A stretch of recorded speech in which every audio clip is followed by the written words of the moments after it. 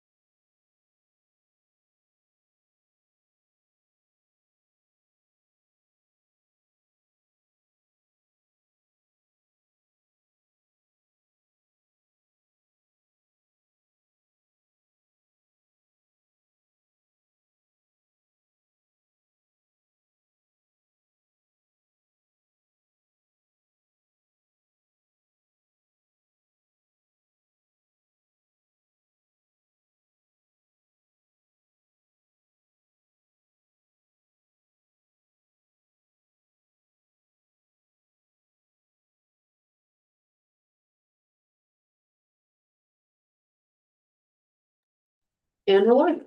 Okay, good evening and welcome to the March 2nd, 2026 Committee of the Whole meeting. All members of council are present and we have a quorum. The meeting is being held in person and is also being live streamed on YouTube. I'd like to acknowledge the members of the public that are present and listening online. We appreciate the diverse population that we have living in Middleton. Next item is the approval of the agenda. Did anybody see any? Privileged agenda, so moved. Second that. Any discussion? All those in favor? Aye. Against? Motion carried. And proclamation. Epilepsy Awareness Day, March 26, 2026. Whereas Purple Day is a global effort dedicated to promoting epilepsy awareness in countries around the world. And whereas epilepsy is one of the most common neurological conditions estimated to affect over 50 million people worldwide. And 42 people in Canada are diagnosed every day. And whereas 1 in 10 people will have at least one seizure during his or her lifetime.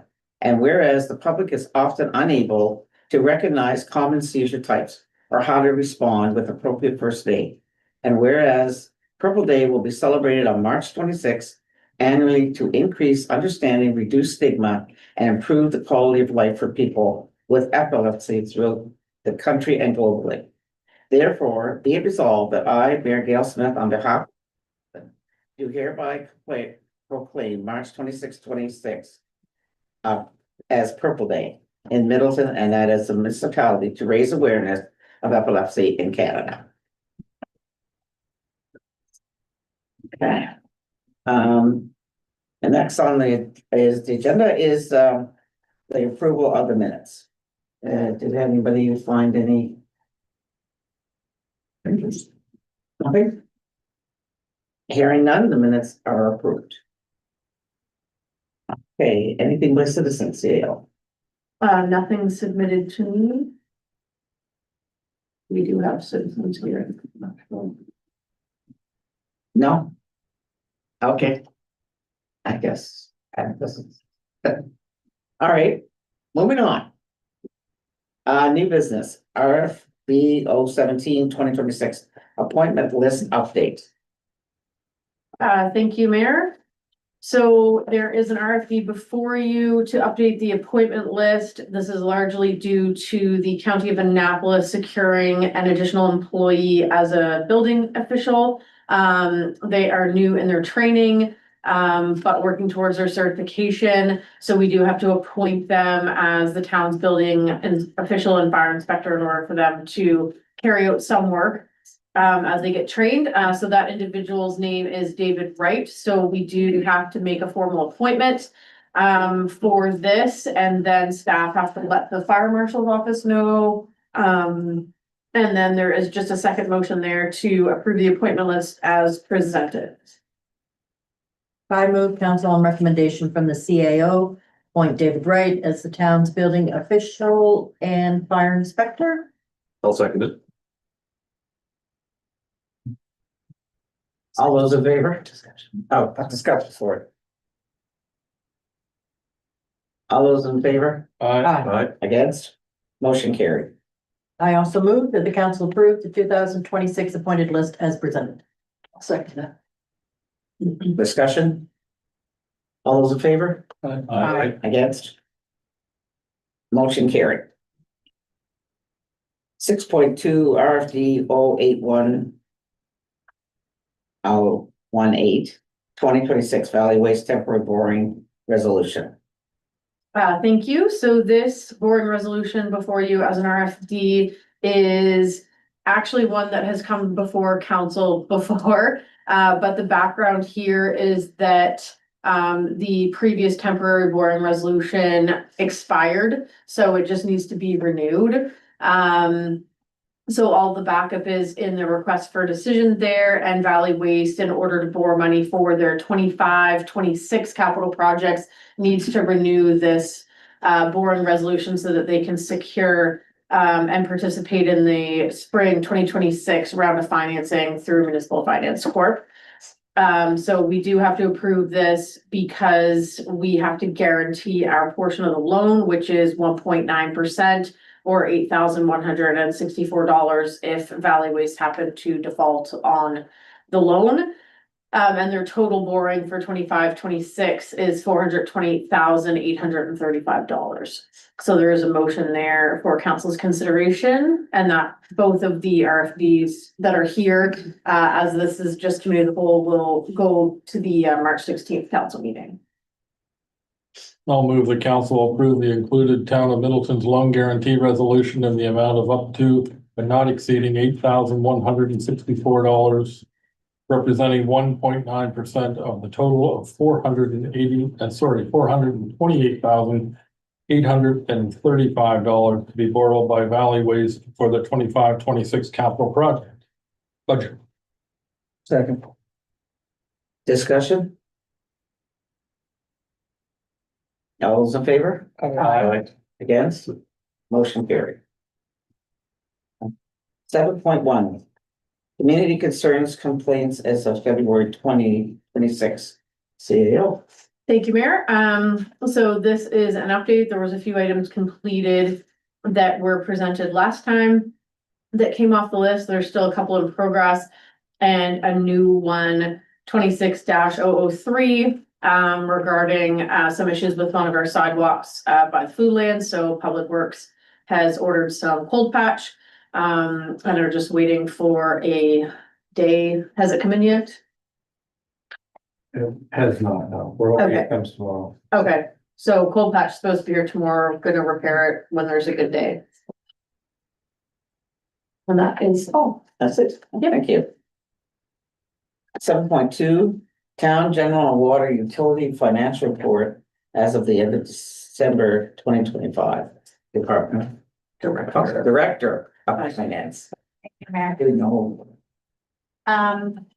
So this is, as the mayor mentioned, this is up to the end of December 2025. I had hoped that we would be looking at January results, but we did have some things come up, that we weren't able to produce the January, statement. So we will get back on track and be 1 month behind, very, very soon. I am hopeful. So things to note here on the town general, we are sitting at the end of December at a surplus of $254,000. We will be doing updated forecasts later this month, so we have a better idea of where we're at for the year before we go much further.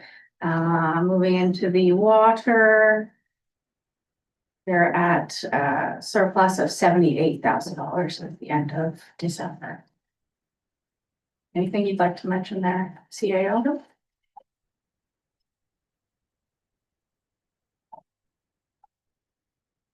Anyone else have questions?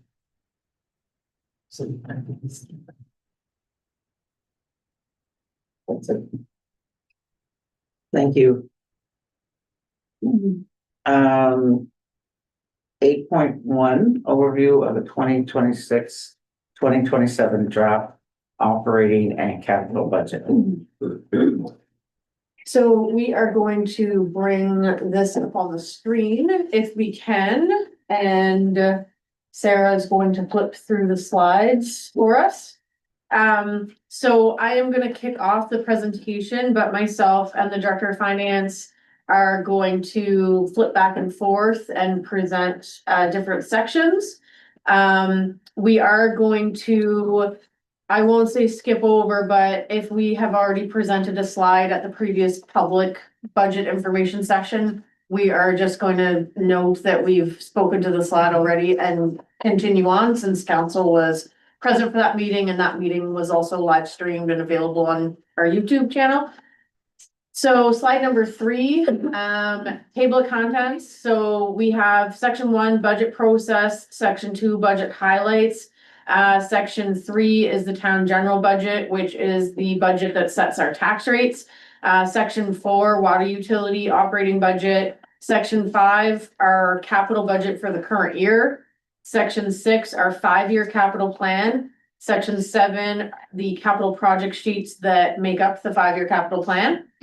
And section 8, reserve activities and our budget deliberation discussion. So moving on to section 1, the budget process, slide 6. So management actually had a couple different meetings the week of February 13th to review the operating and capital budgets and landed on version 1, which is being presented tonight.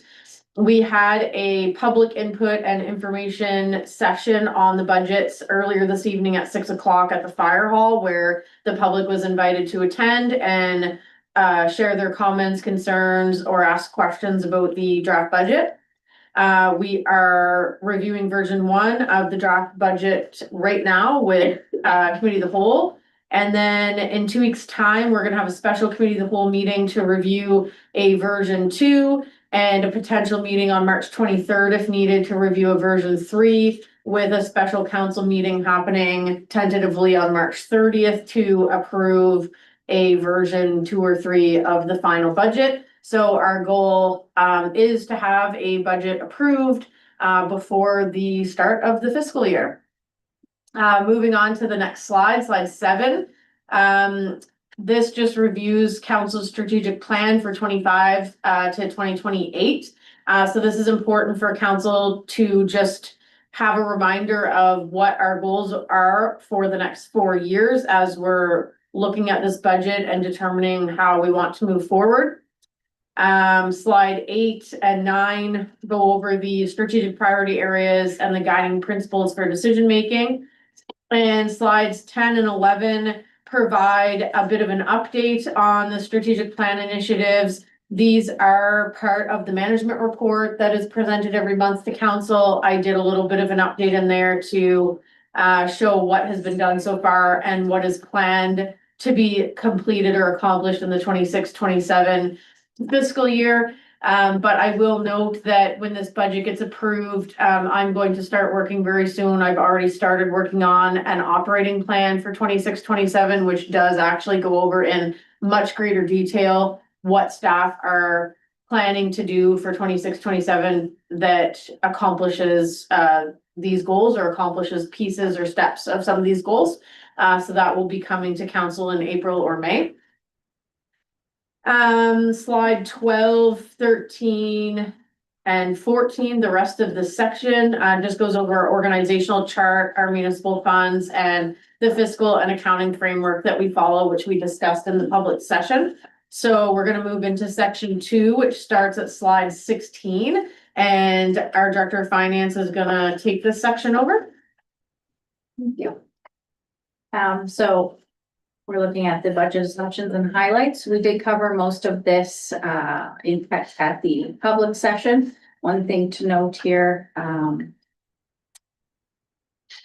sorry, not the slide, the next slide, the budget pressures. So we, as mentioned earlier, 44% of our mandatory payments are non-discretionary expenses. And not mentioned earlier, where is that? Sorry, I think it's on the next slide. Oh, never mind. My apologies. So we went over the budget pressures earlier, staffing, next slide, slide 18. So we have 13 full-time employees, 1 seasonal position, seasonal contract positions vary depending on programming, and we have 8 summer positions presented in version 1, which is reduced from 10 in prior year's budget. Moving on to the next slide, slide 19, staffing salary comparison. So 26-27 compared to 25-26, we're 4.404 for 26-27 versus 4.457 for 25-26. So decrease of 1% from 25-26 forecast to and 4% from 25-26 budget. So there is a 3% increase for union employees per the union contract. We are proposing 0% increase for non-union staff based on the budget constraints and no increase to cover the contractors. So the costs are split between the water utility and town general in the following manner. So public works salaries and wages are allocated per time spent. Public works benefits are split 70-30 between town general and water operating, and as are the administration salaries, 70-30 split. Moving on to slide 20, staff wage comparison. So the blue column there is our budget 25-26. Red is the forecast for 25-26, and green is our budget for 26-27. So PW is public works, and NVD is environmental development. Thank you. Rec is recreation. Admin is administration. Water dash PW is water public works, and water dash admin is the admin salaries allocated to the water. Moving on to the next slide, insurance. So we're looking at a 3% overall increase. We're still with BrokerLink. Last year, the increase was 10.5%. So we see a variance here. It works out to be $2,900. Next slide, the insurance breakdown. So you see transport being our largest category there, so 47%. Then protection, which is 16%. Water is 14%. And then we're down under 10%, the rest of those columns.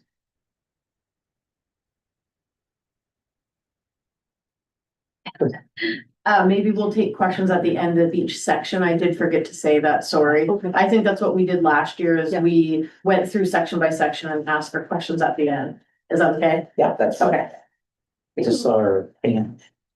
Moving on to the next slide, the audit fees, we see a minor increase between 25-26 and 26-27. So 33,000 budgeted for 26-27 versus 30,000 for 25-26. BDO Canada is the town's current audit firm. Cost splitting there is done 70-30 between town general and water. That's the end of that section. Yes, Counselor Fleming. I apologize if I should know, but what is environmental D? What is that? Sorry. That's like sewer cleaning, isn't it? No, that we have an ENV health, environmental health. Okay. Which I do have on a later slide that's clarified that it's sewer, our sewer system. So environmental development, and I will say that all of these words and classifications of departments were created years and years ago, and they're in accordance with our accounting program. Okay. And so, as best as I can determine, environmental development has two separate sections. One represents our planning and building and fire inspection services and GIS. And the other portion of it used to cover some recreation type services. But right now, largely, it includes our grants to organizations. Thank you. Yeah. And I just have a quick Yes. question. And just to clarify, in case somebody's reading this, we don't have two admin teams. We have one admin team that gets split between general administration and water administration. Am I correct? Yeah, so Yeah. because we do fund accounting and our town general department or fund is what sets our tax rates. Our water utility operating fund is what sets our water rates. Yeah. But because we have one administration team, as you pointed out, which is myself and the finance team, that do work for both funds, we split up our wages accordingly. Yeah. Any other questions? No. Okay, Moving into section 3, so slide 26. This is the operating budget, which I've seen before, $78,000 deficit. Moving on to slide 27, another slide that we saw earlier this evening. Speak to that. And next slide 28 is just our revenues. So as mentioned earlier, we are projecting revenues of 5.25 million for 26-27. Our budget for current year is 5 million. Next slide, slide 29. So revenues are up 4.9% from 25-26 budget. Property tax revenue increased 205,000. The fire protection rate increased 45,000 due to the water rate study. We have a budgeted $20,000 grant from the County of Annapolis for recreation. And sales of services is down 26,500 due to not planning multicultural festival for 26-27. Next slide, slide 30. So constraints due to provincial cuts. The province announced cuts to many grants for the 26-27 budget year. Direct impact to the town of Middleton is the active community fund. We have budgeted 18,000 in grant funds, but the program has been reduced overall by 50%.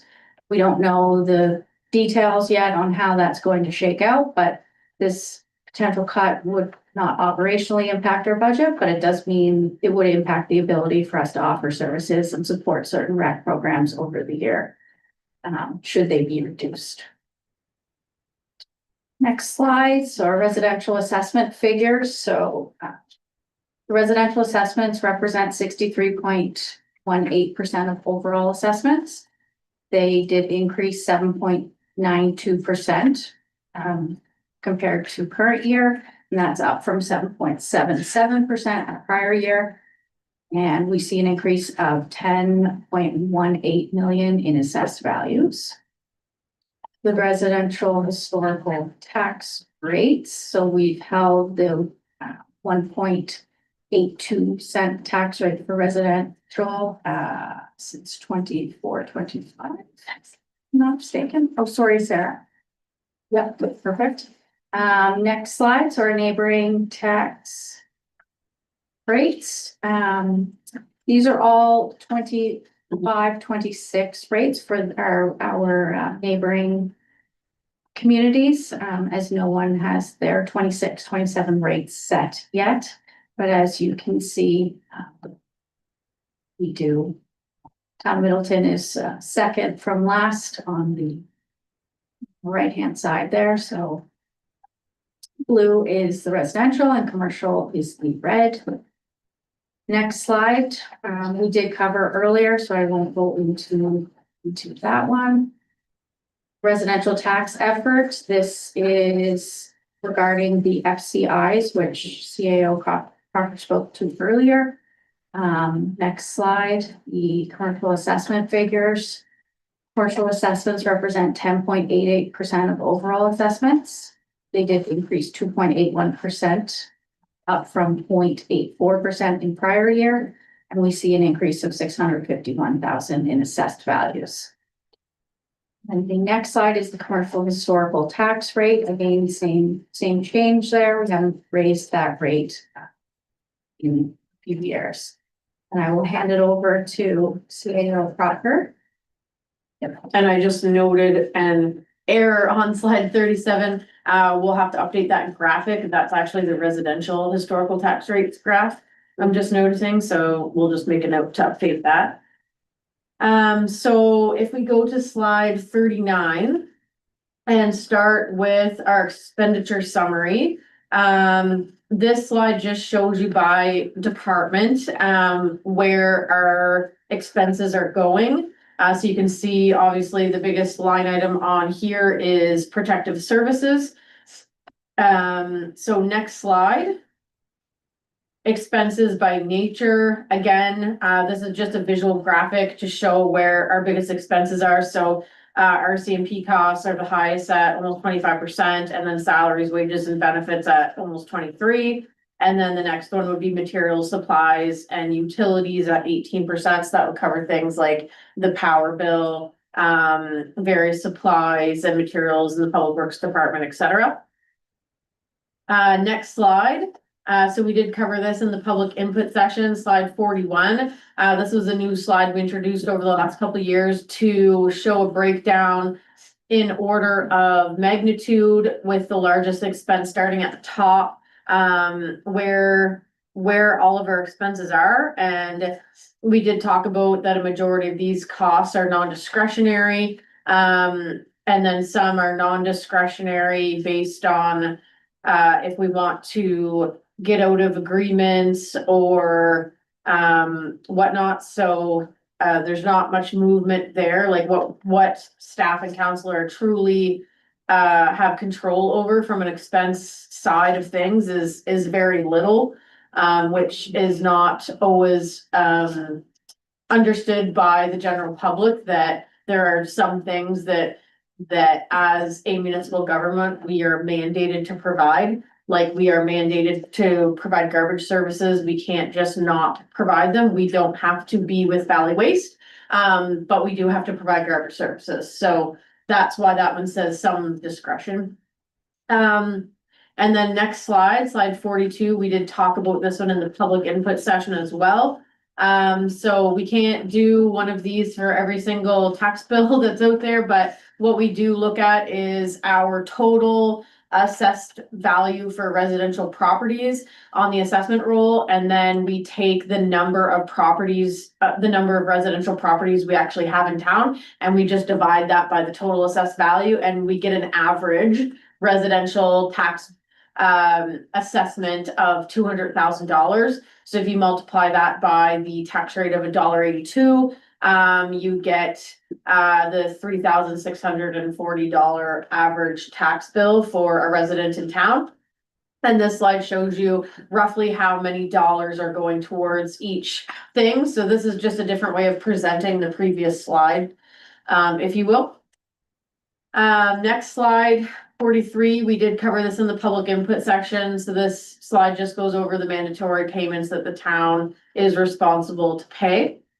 And new this year, so King's Transit is now in an IMSA or an intermunicipal services agreement as of 26-27. So that is a note there at the bottom.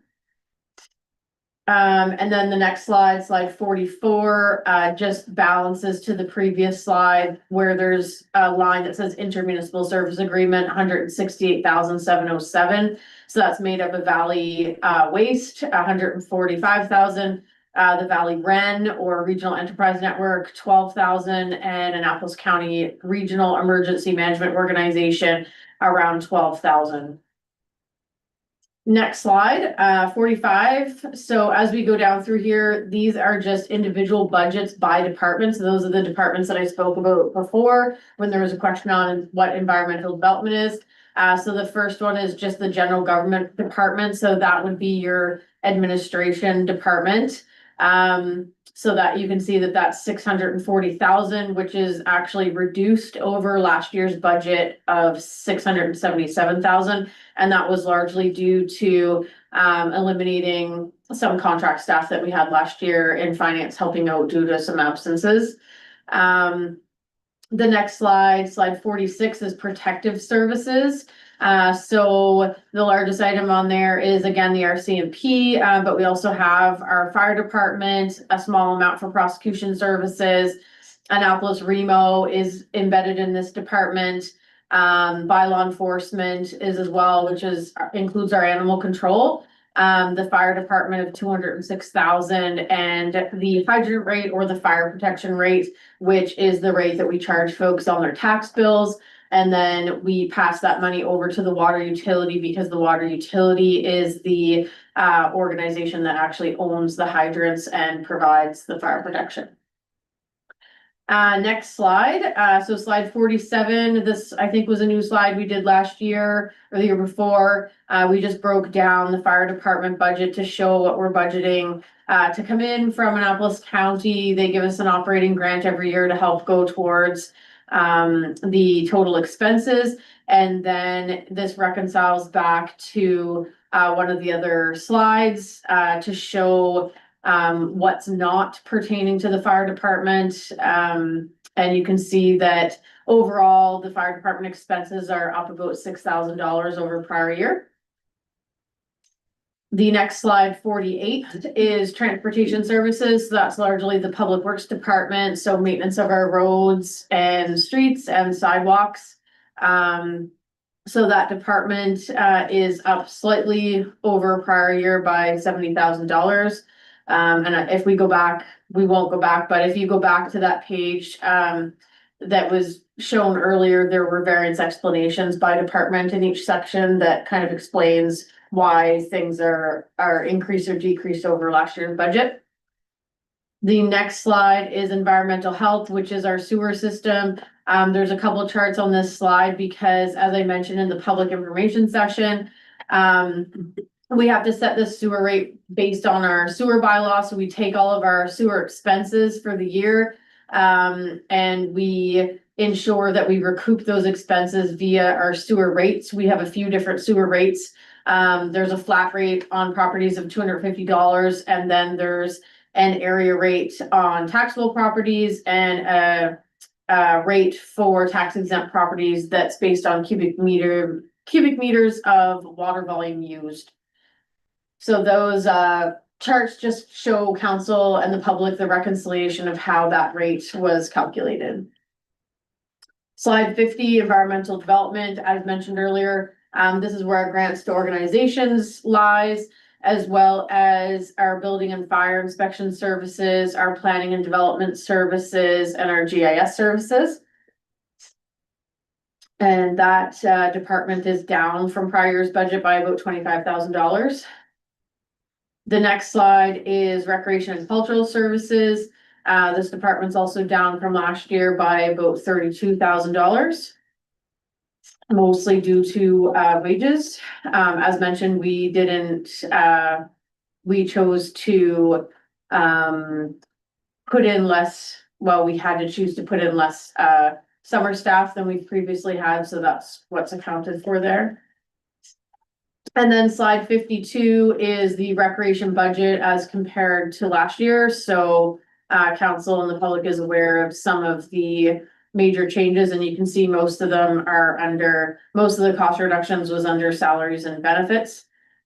And then slide 53 and 54 are the grants to organizations that we went over in the public input session. I did not print all the grant applications, but I did put a folder with all the grant applications in your council folder, and I had let you know last week that those were there. So full copies of everyone's grant applications is not part of not included in this PowerPoint because it would make it probably double the size.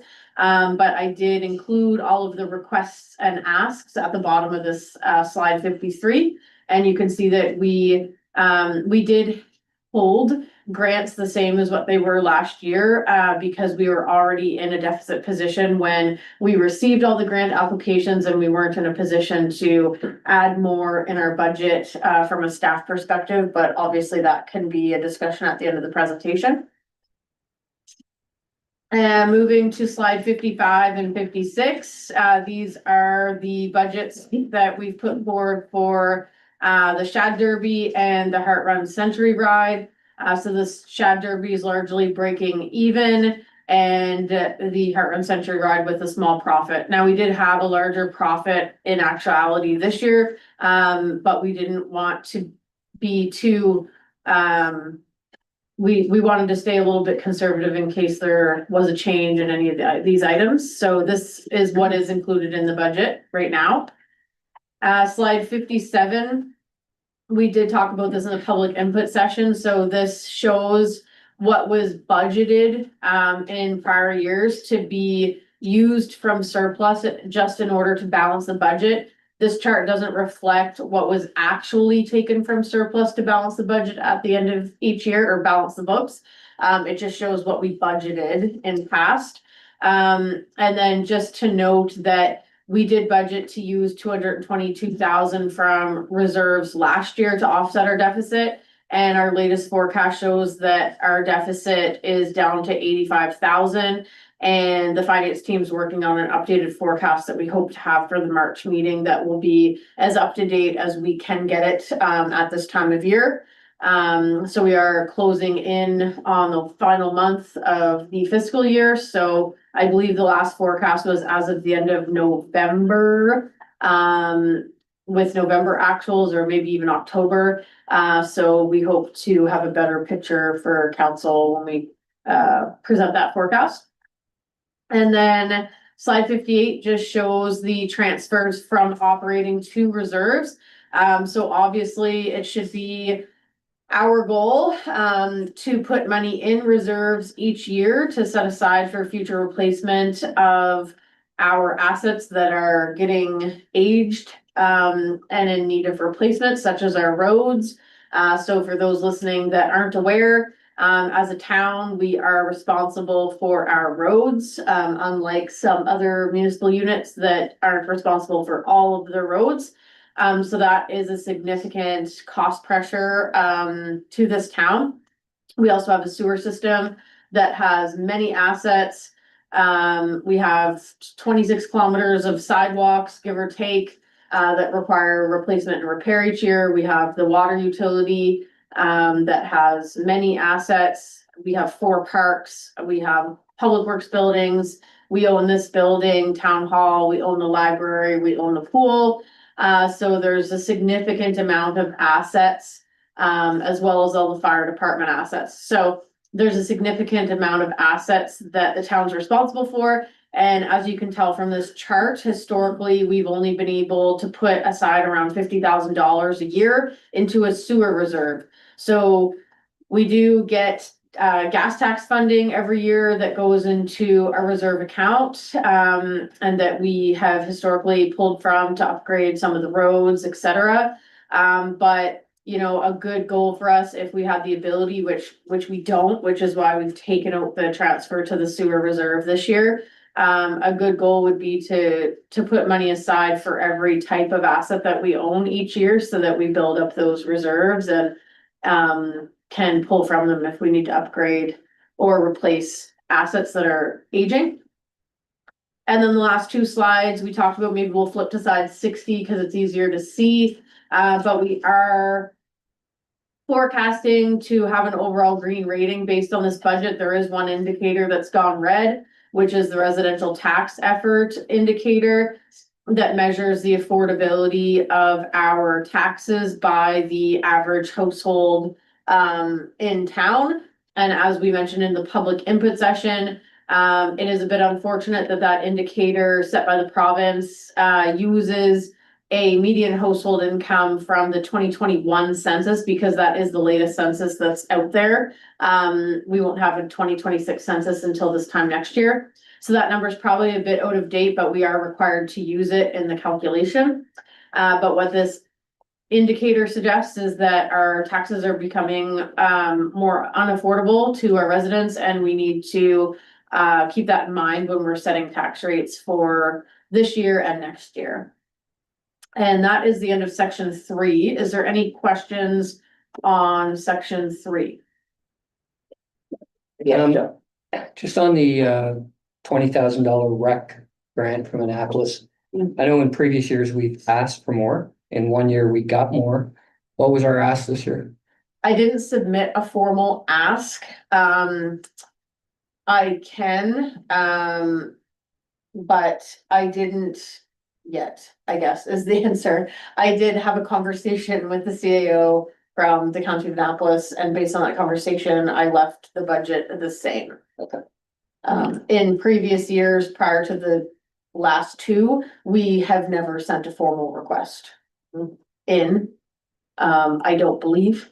So I will follow up on that and take a note to send them a letter to just formalize our ask. I know that one year we got a 60, but then that changed the Yeah. following year for various reasons. Yeah. And that was directly related to the letter and the ask that we had. Yeah. I think it was actually 80. Was it? It was 80. was Yeah. 80, yeah. 80. And then last year, We lost they it. still gave 80, but they gave 60 of it directly to the arena. Yeah. As opposed to giving it to us to allow us to operate all of our recreation facilities that are greatly used by out of town residents. And is it, so a lot of so I guess just keeping on that theme. And recreation, you know, as you said, being used by many people outside of the town of Middleton. But we have to maintain all that infrastructure for the town of Middleton. Is there any thought of a pay per use almost, if you're from Middleton, you get to use it for nothing, but if you're outside of Middleton proper, there's a charge for it. And that could be the summer daycare program, or not daycare programs, but the summer rec programs or whatever, because 20,000 doesn't cut it, I don't think, for what So- the overall budget is. So staff have introduced a few initiatives where we try to open some of our programming to Middleton residents first, to give Middleton residents a chance to sign up for day camps first and things like that. We also have introduced a rate, like a little bit lower of a rate for Middleton residents for some things like day camps and our March break camps. But a large majority of some of the rec programs that we put on are covered through the Active Communities Fund grant, which our Director of Finance mentioned earlier is being cut in half by through the province's budget process. So for example, the Activate Your Neighborhood program, we provide some funding for free swims and free skates. The Learn to Run program, the Core Walking program, so all of those, the Birdwatch Bingo program, like all of those little programs, and they change every year based on what we put in our application for. We do different things each year. Some of them stay the same. But all of those programs are funded via a grant. Our day camps, historically have broken even. So we're not really using funding from the county of Annapolis to fund our day camp programs because they, based on what we charge and what it costs, it breaks even. So the large majority of our rec facility costs are not necessarily for programs, but for the cost of our facilities. Like the splash pad water costs about $10,000 a year to run the splash pad all year. So, you know, half of the County of Annapolis grant, you could say goes towards that or whatever. But we also have 4 parks that we have to maintain.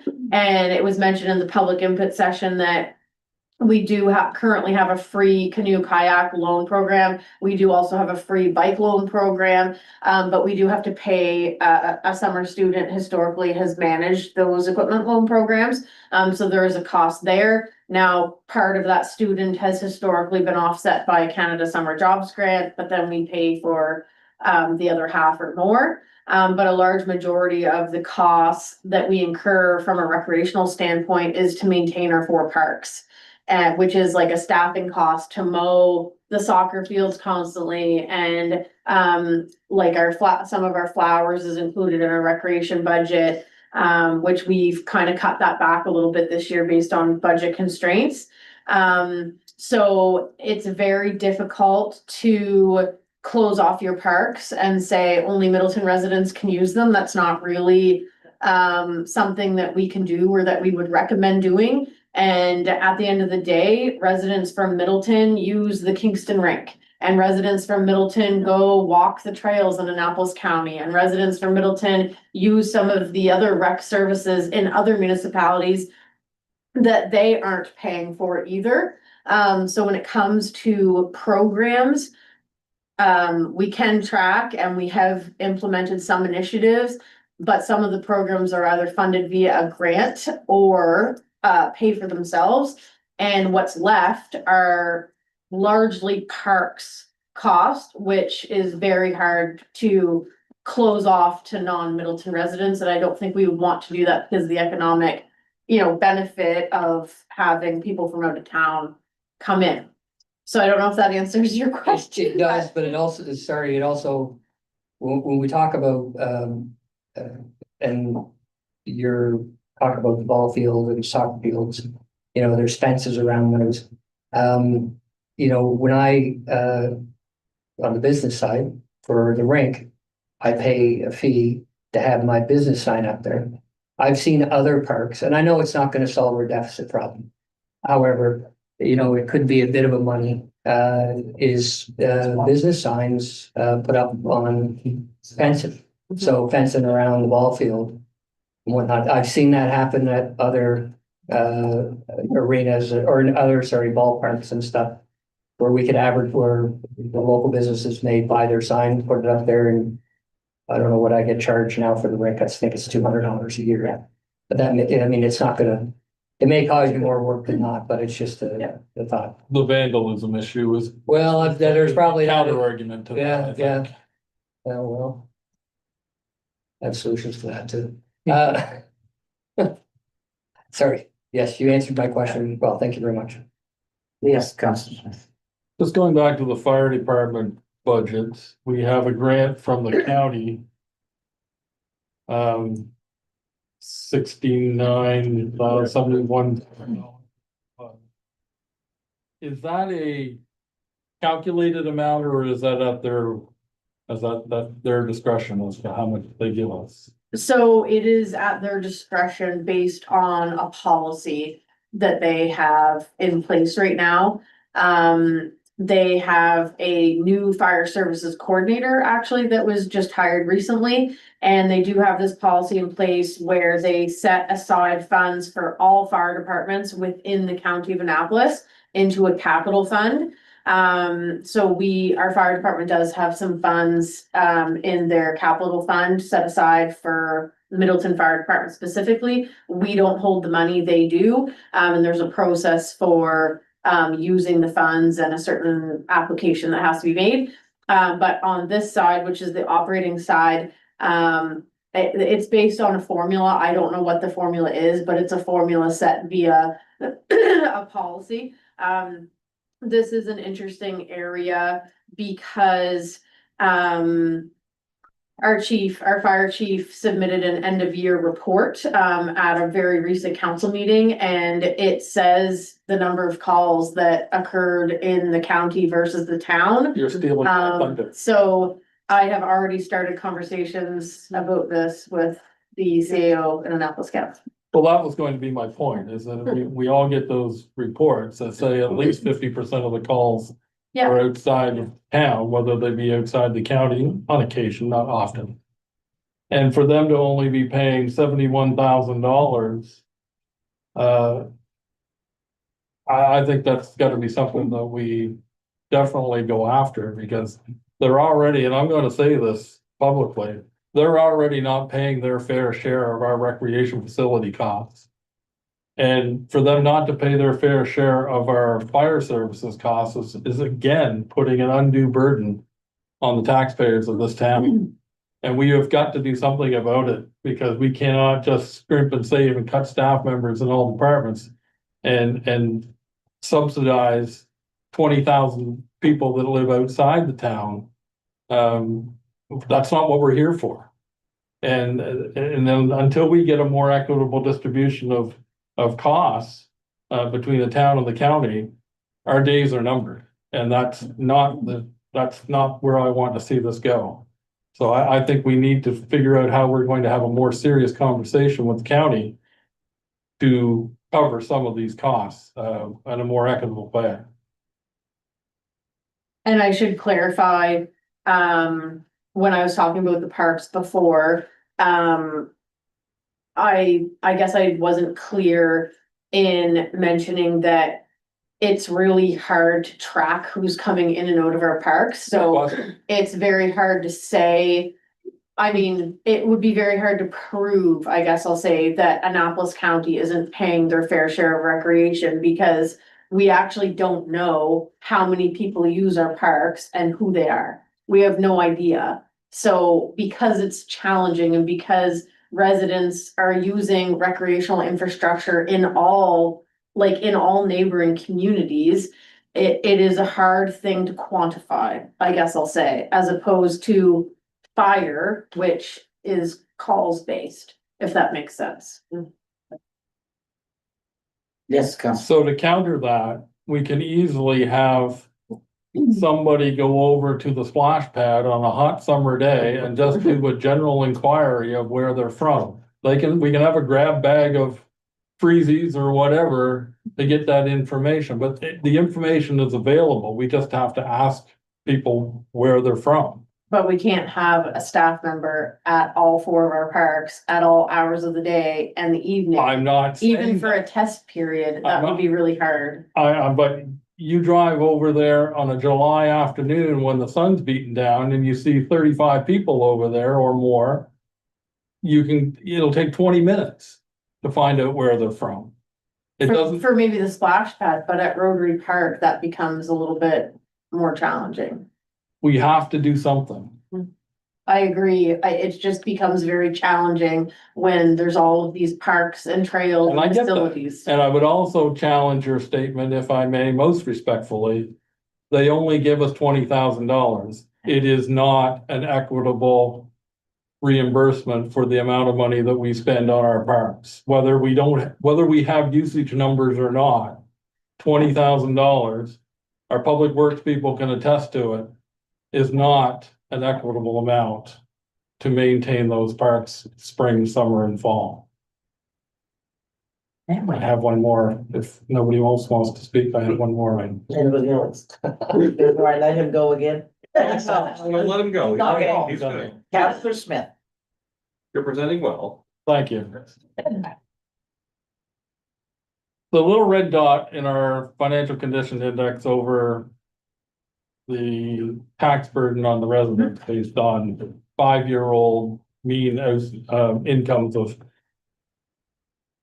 Everybody at this table realizes that's stupid. Mhm. Can we at least write a letter to the province and point out the stupidness of this and have them, even if it's an inflationary adjustment to the mean income each year. Because we're not going to make budget decisions to avoid a red dot. Knowing that that mean income is 5 years old. Mhm. This particular year. And if that income, and I didn't run any numbers, but if the mean income goes up, let's say 15% over 5 years, which is probably reasonable. Then I would question whether we're still have a little red dot, or we have a yellow dot, or maybe even a green dot. And I know it sounds, and I'm purposely making it sound unimportant, but it's incredibly important because the province measures our ability to function as the town based on these financial condition indexes. So we do, it is our guardrails to good stewardship and management of our town. But they're handcuffing us by giving us calculations that are absolutely ridiculous. And I'm going to rant no more on that particular issue, I was gonna say on this section. Yeah. on this, on Thank, that particular issue. thank you very much. Thank you. All right. Deputy Mayor. Thank you. I'd just like to kind of concur with Councillor Smith as far as the fire service operating grant from the county of Annapolis. I realize the policy they have, and perhaps the formula they have may be a little outdated or older perhaps. And as we're all aware, the province of Nova Scotia is doing a fire service review, which they're implementing these changes, which I'm not saying they're all bad. But I agree too, the operating costs, our data from our fire department is very clear that half of our calls are in the county, half are in town. So I do agree, I was doing my little math over here already, but I agree too, the operating coming from the county, doesn't really reflect the amount they should be paying. Back to recreation, I think it's worthwhile to write a letter and an ask to the county, as we did a year or so ago or 2 years ago. I just think it's good to maybe cite some of the points in that request to quantify why we're asking for an amount, whatever that might be.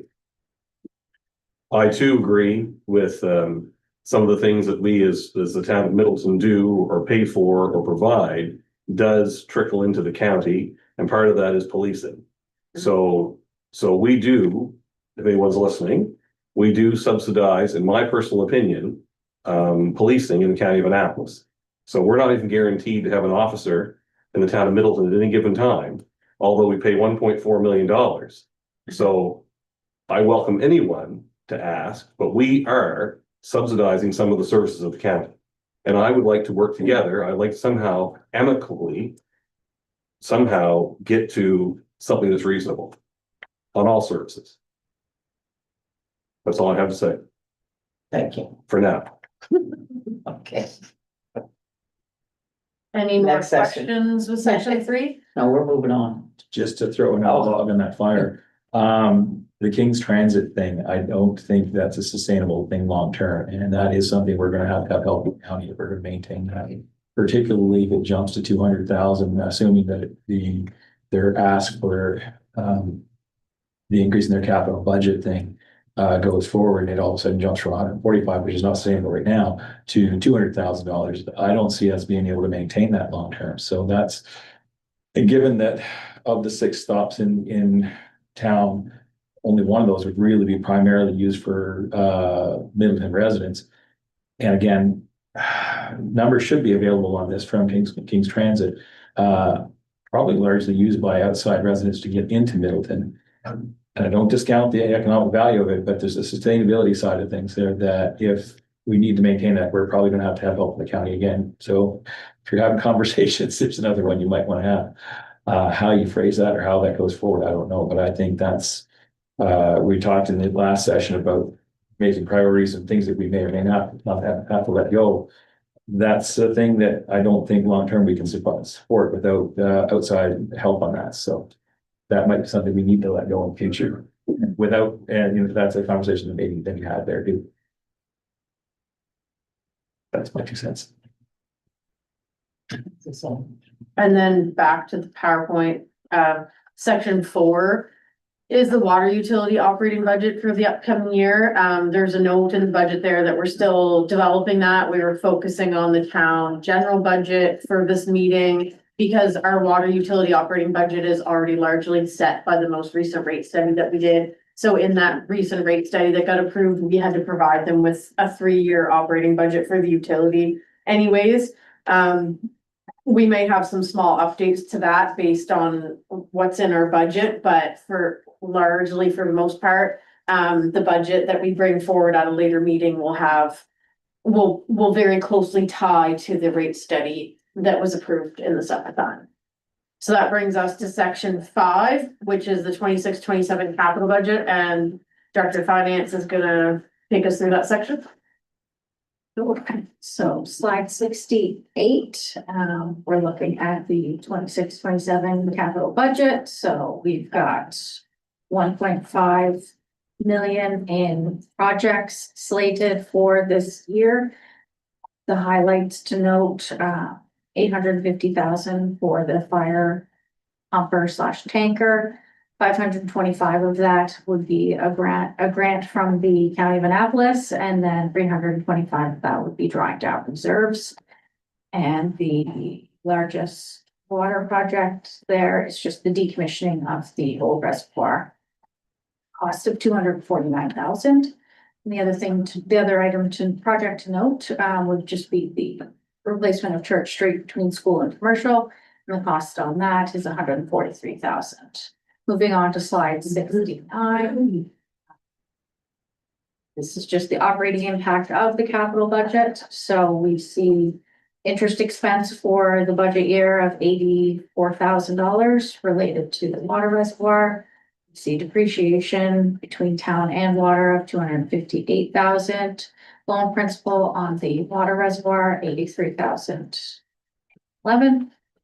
And the total operating impact, 426,000. Moving on to slide 70. So capital constraints due to the provincial cuts. There were 2 funding grants that were applied for to cover 2 capital projects. So Riverside Dock, which is project 25-09, and the crosswalk lights, which is project 25-10. Without provincial funding, we can't proceed with these projects. The grants for both of those were applied for in the 25-26 year, but not successful in receiving the funding. So with the recent cuts to the grant programs by province for 26-27, the likelihood of being successful this year is even less. And then the community accessibility grant funding and recreation facilities grant development grant funding programs both reduced by 20% as well. That concludes section 6. Are there any questions on that? Or sorry, section 5. Okay. And just as a refresher for council, when we get to the end of the budget process and council approves the 26-27 capital budget, that does authorize staff to go execute these projects as presented. So for example, with the dock grant, for the dock project or the crosswalk light project, as the Director of Finance mentioned, if we don't get the provincial grant, then that would not give staff the authority to execute that project, because if something doesn't come through that we've budgeted, we don't have the authority to execute that project. If we find another way to do it, we would have to re-present that capital project and get council to approve the updated capital project with different funding mechanisms in order to move forward. So the current year budget is different than the 5-year capital plan. The 5-year capital plan, we just approve in principle because we have to submit a CIP document, it's called a capital investment plan, with the province each year. So we are required to have this 5-year capital plan, but council just approves it in principle, and staff are just authorized to execute 26-27 projects only as they are budgeted and presented. Yes, Councilor Knapp. I just have a quick question, and I probably should have brought this up earlier.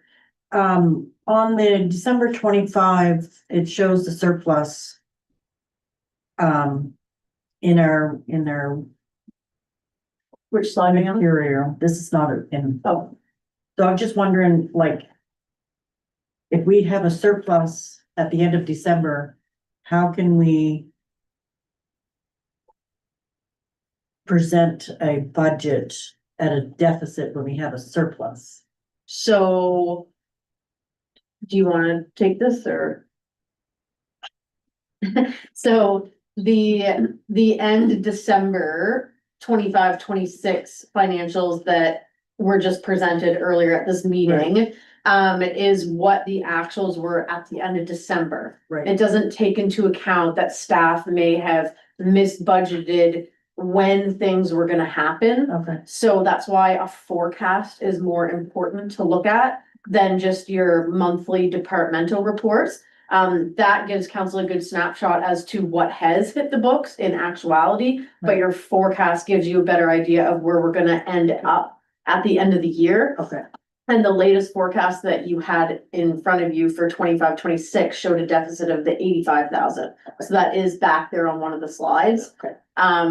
But if we are, even if we say broke even, like even if we broke even by the end of 25-26, the 26-27 operating budget in front of you is based on 1 year only. You don't get to use a surplus from a prior year and pull it in to your operating budget unless you choose to do that. Okay. But as we saw on a previous slide, if you have a deficit in a prior year, you are supposed to address that in your current budget. So if that $85,000 deficit stands, I would argue that some of it was coming from surplus from the prior year because projects or initiatives that were budgeted in 24-25 didn't happen until 25-26.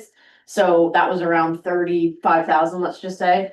So the remaining 50 should be integrated into this budget. We have not accounted for that yet because we haven't gone through the process of getting an updated forecast quite yet. Okay. So we hope to have that by the March 16th meeting.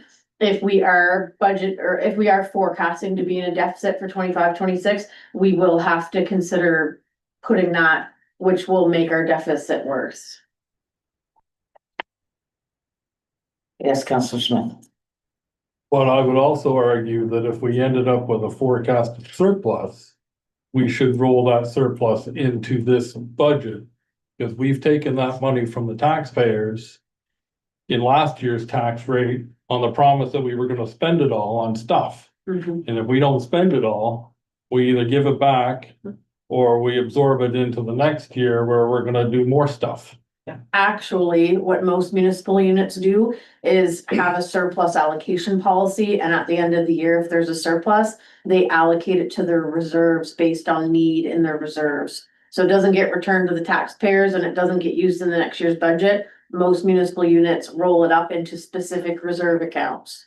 But we have then lied to the taxpayers that we needed all that money the year before, and we didn't. Not if you have a surplus allocation policy and are open and transparent We- about what you're doing with the surplus. We should not have a surplus. I know it's always gonna happen. We're never gonna nail Due it. to timing, We're not sometimes gonna it nail it. does. I absolutely understand that. But we have promised these taxpayers that we need $1.82 from them in order to balance our budget that year. And if we only needed $1.75, we owe them 7 cents. That's just. If my bank said they needed this much money from me and they took too much, I'd expect it back. It's no different. But that's, if we want to start working on a surplus allocation policy, we can have that fight then too. Discussion. Yeah, I think we're going to be on opposite sides of that one.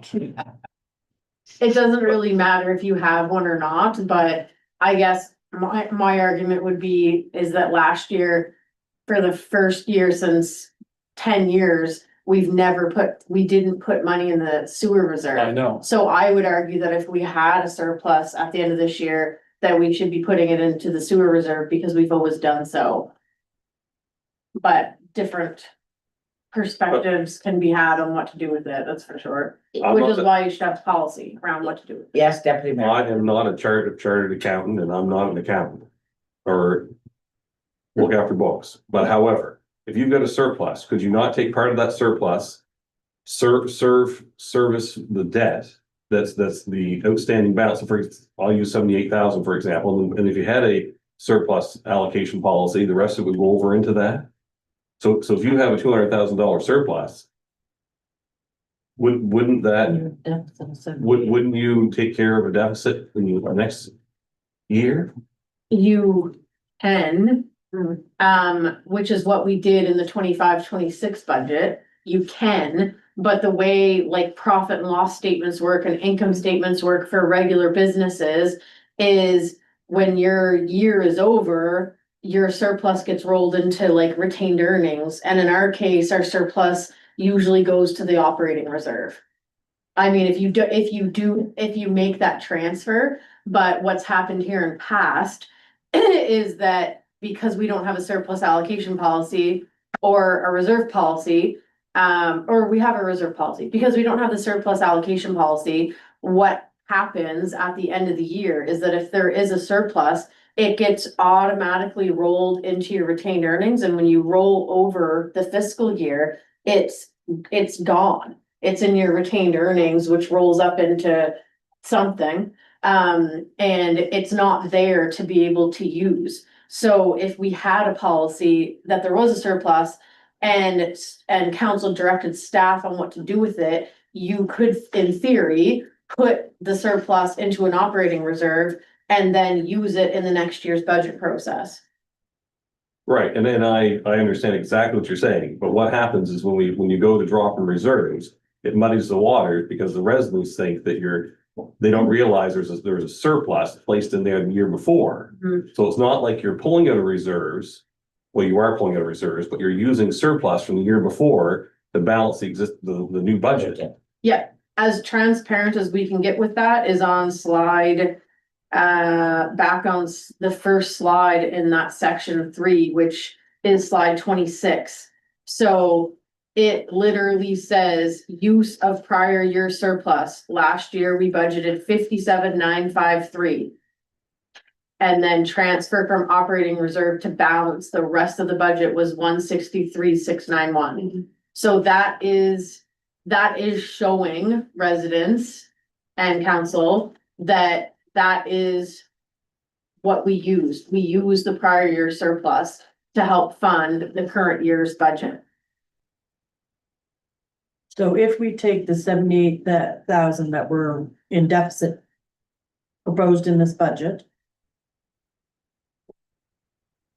from the reserves, it's like using it as the surplus. It's like taking the using surplus. prior year Surplus. surplus. Only if you put the surplus in the reserve is what I'm saying though. Oh, I Because- follow it. Yeah, which is- okay. It's like you have your online banking and you Right. have your paycheck comes in, you're gonna move it to where you're gonna allocate it to.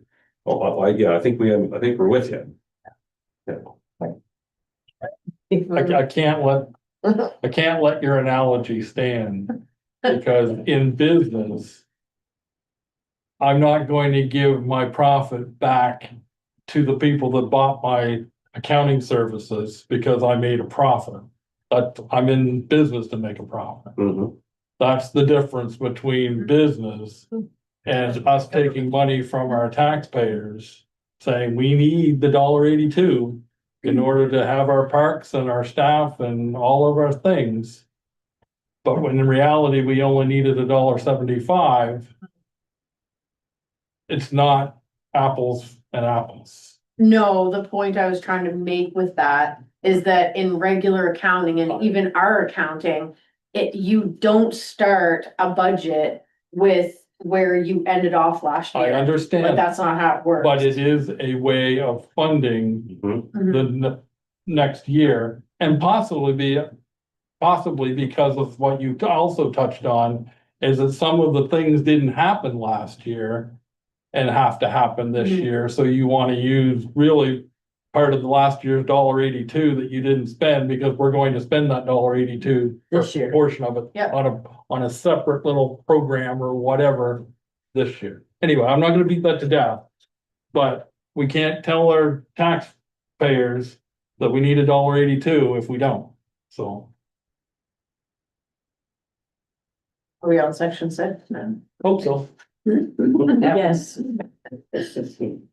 So section 6 is the 5-year capital plan. Slide 72 shows the year-over-year plan as mentioned in the public section, so I won't spend any great detail here. Page 73 is the water 5-year capital. Slide 74 is the funding, where that money is going to come from, and again, we covered this in the public section. Slide 75 is the funding for the water. Slide 76 is the 5-year capital plan changes that we're seeing this year. So we have additions of $187,000. So there is a $20,000 manhole replacement project, $20,000 for migrating our accounting software, $4,500 for replacing a domain controller, $143,000 for replacing Church Street between School Street and Commercial. Additions up to 29/30, outside of 26/27.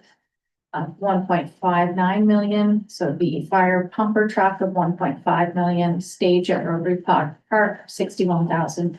CCAN for rec storage, 6,000. Level transducer and control box at sewage treatment plant of 4,700.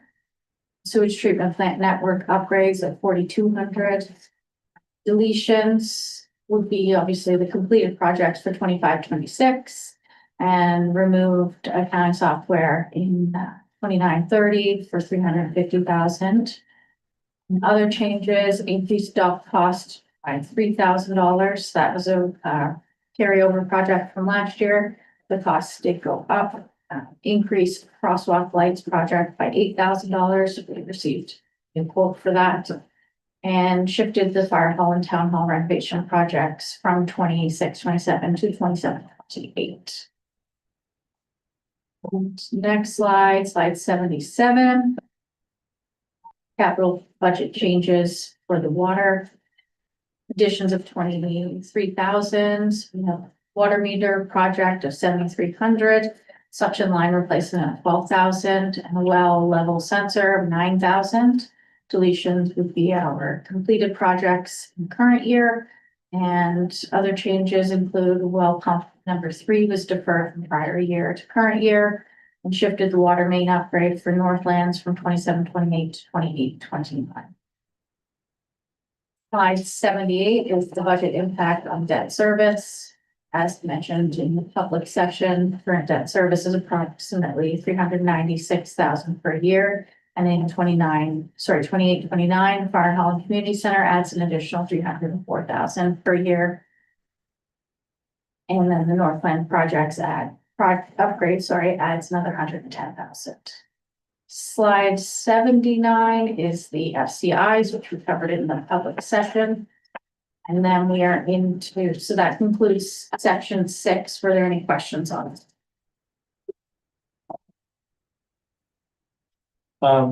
The 110 for the Northlands upgrade project, is that the water line that we're supposed to be doing?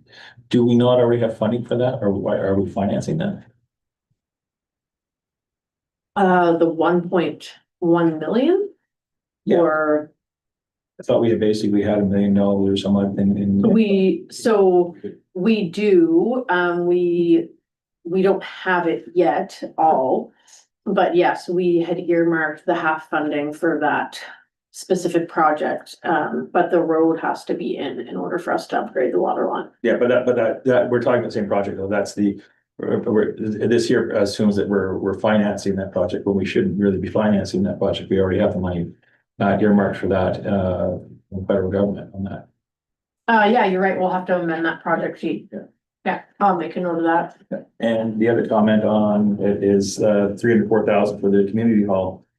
That's something that might make that unsustainable as well. I noticed even in this budget, It is the financing charges that are actually putting us over into a deficit. We're actually running a small surplus in terms of our operating.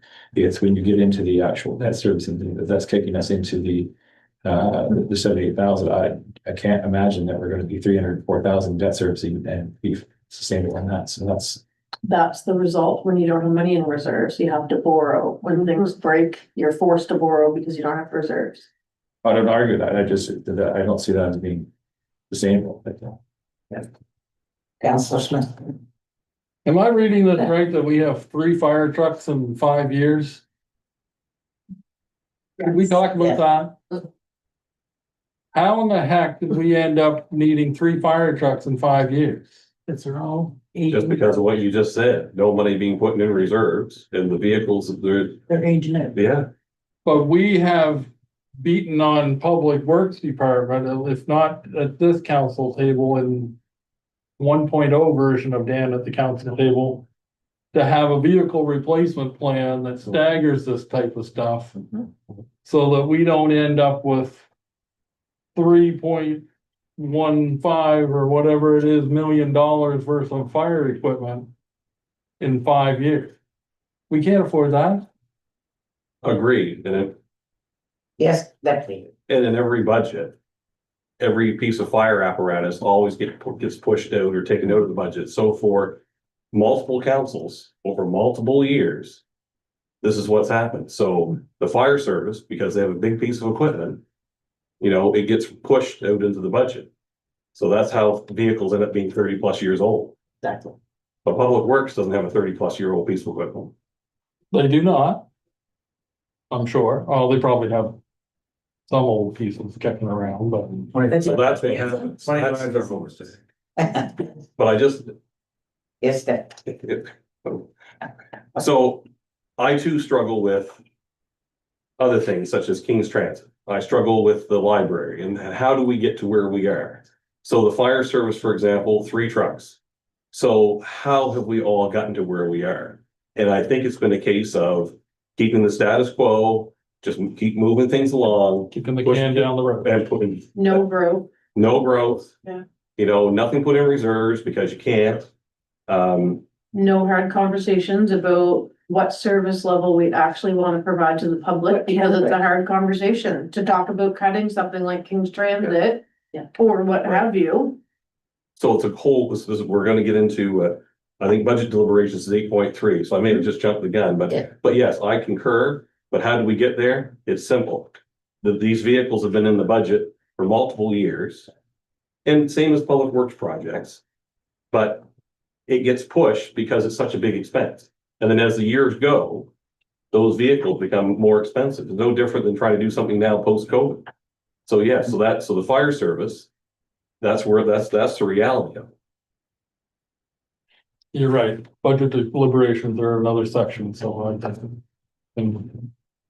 I will yield my floor to 8 point whatever. But I concur.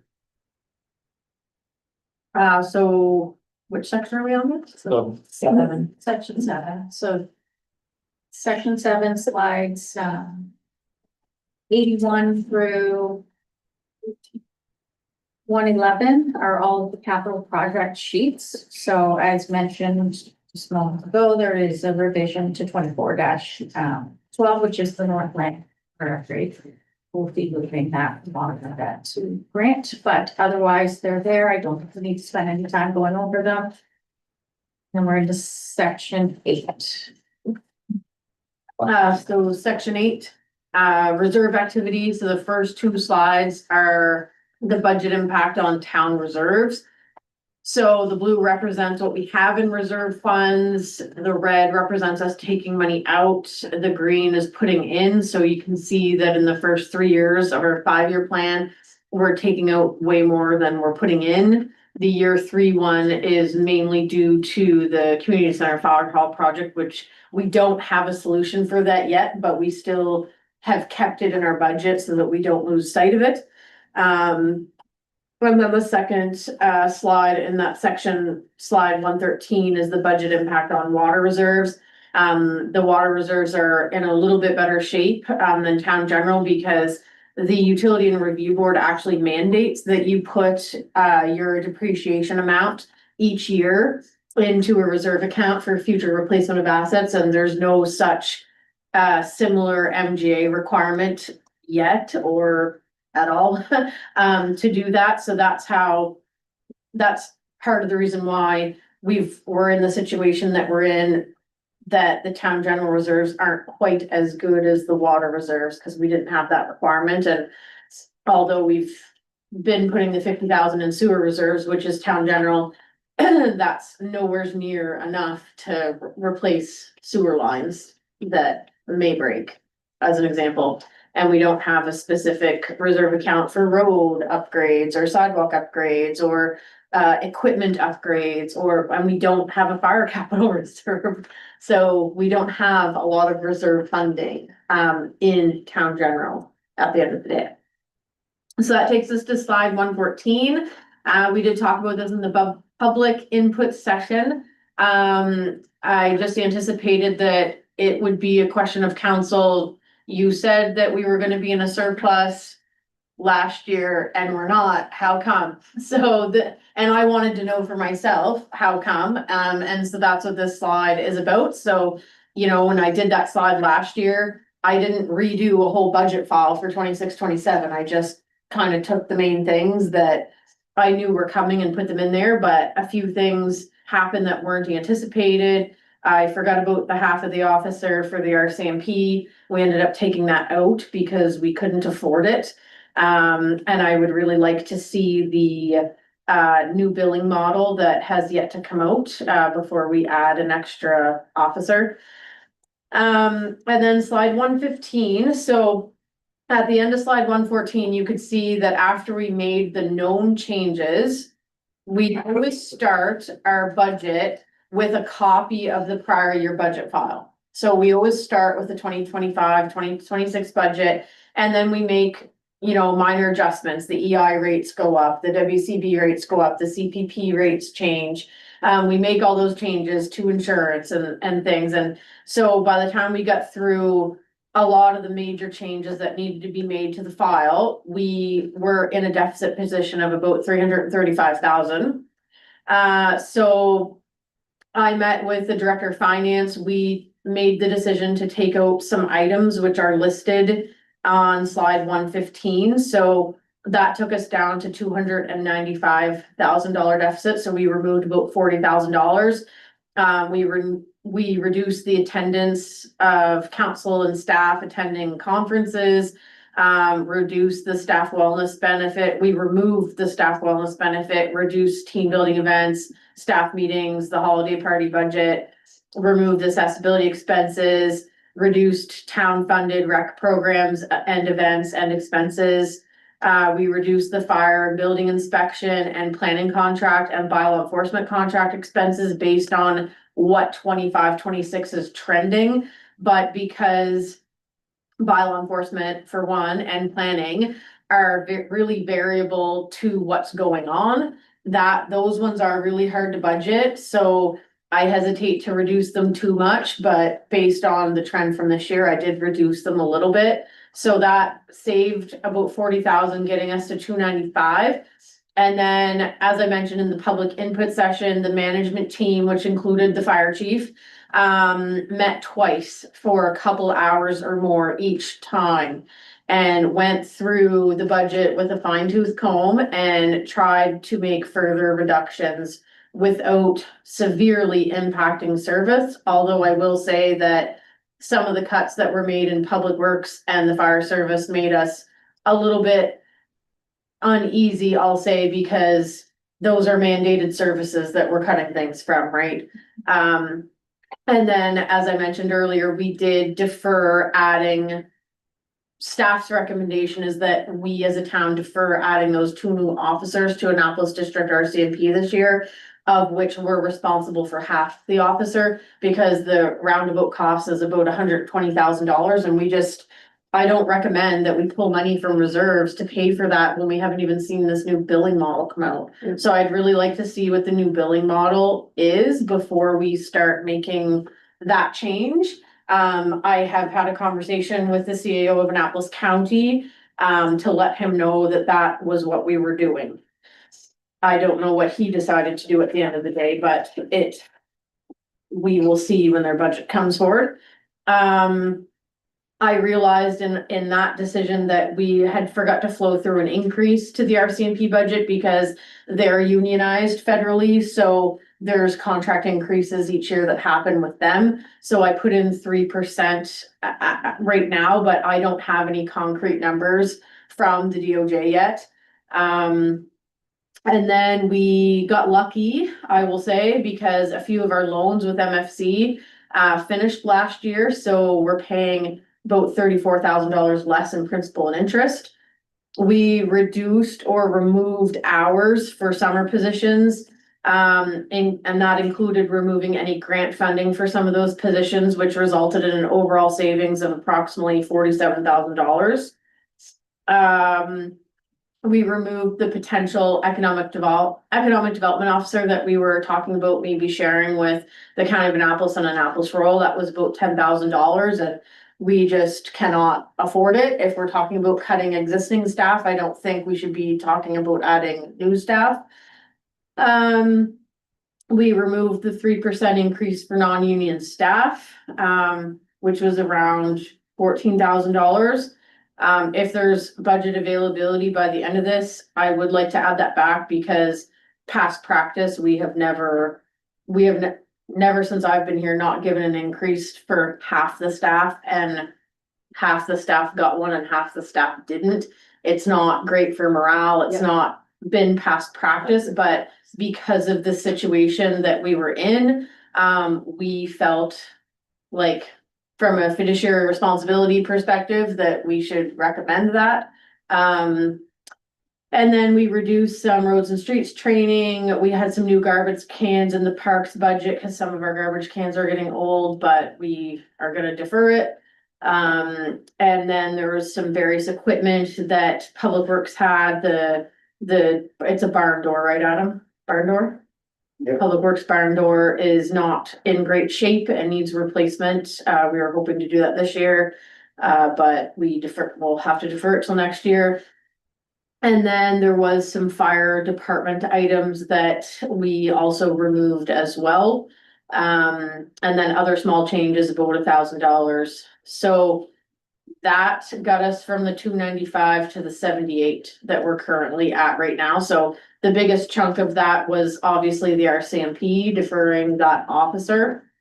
And then slide 116, we haven't shown some of these slides before. We just kind of put them together, but we wanted to show like which departments, I guess, had budget reductions.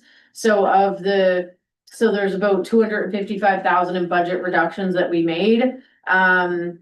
The largest section is staff and council. So whether that be staffing positions cut, hours for staff reduced, or the like staff wellness benefit disappearing. So all of that's part of the 33%. So $85,000.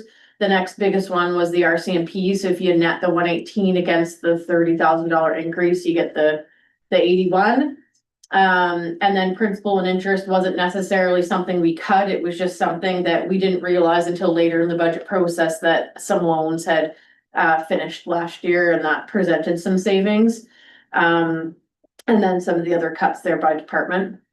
And then slide 117 is just a different type chart that tells you how we got from a deficit, budgeted deficit of the 221,000 last year, or in 25-26, to the current year deficit in 26-27.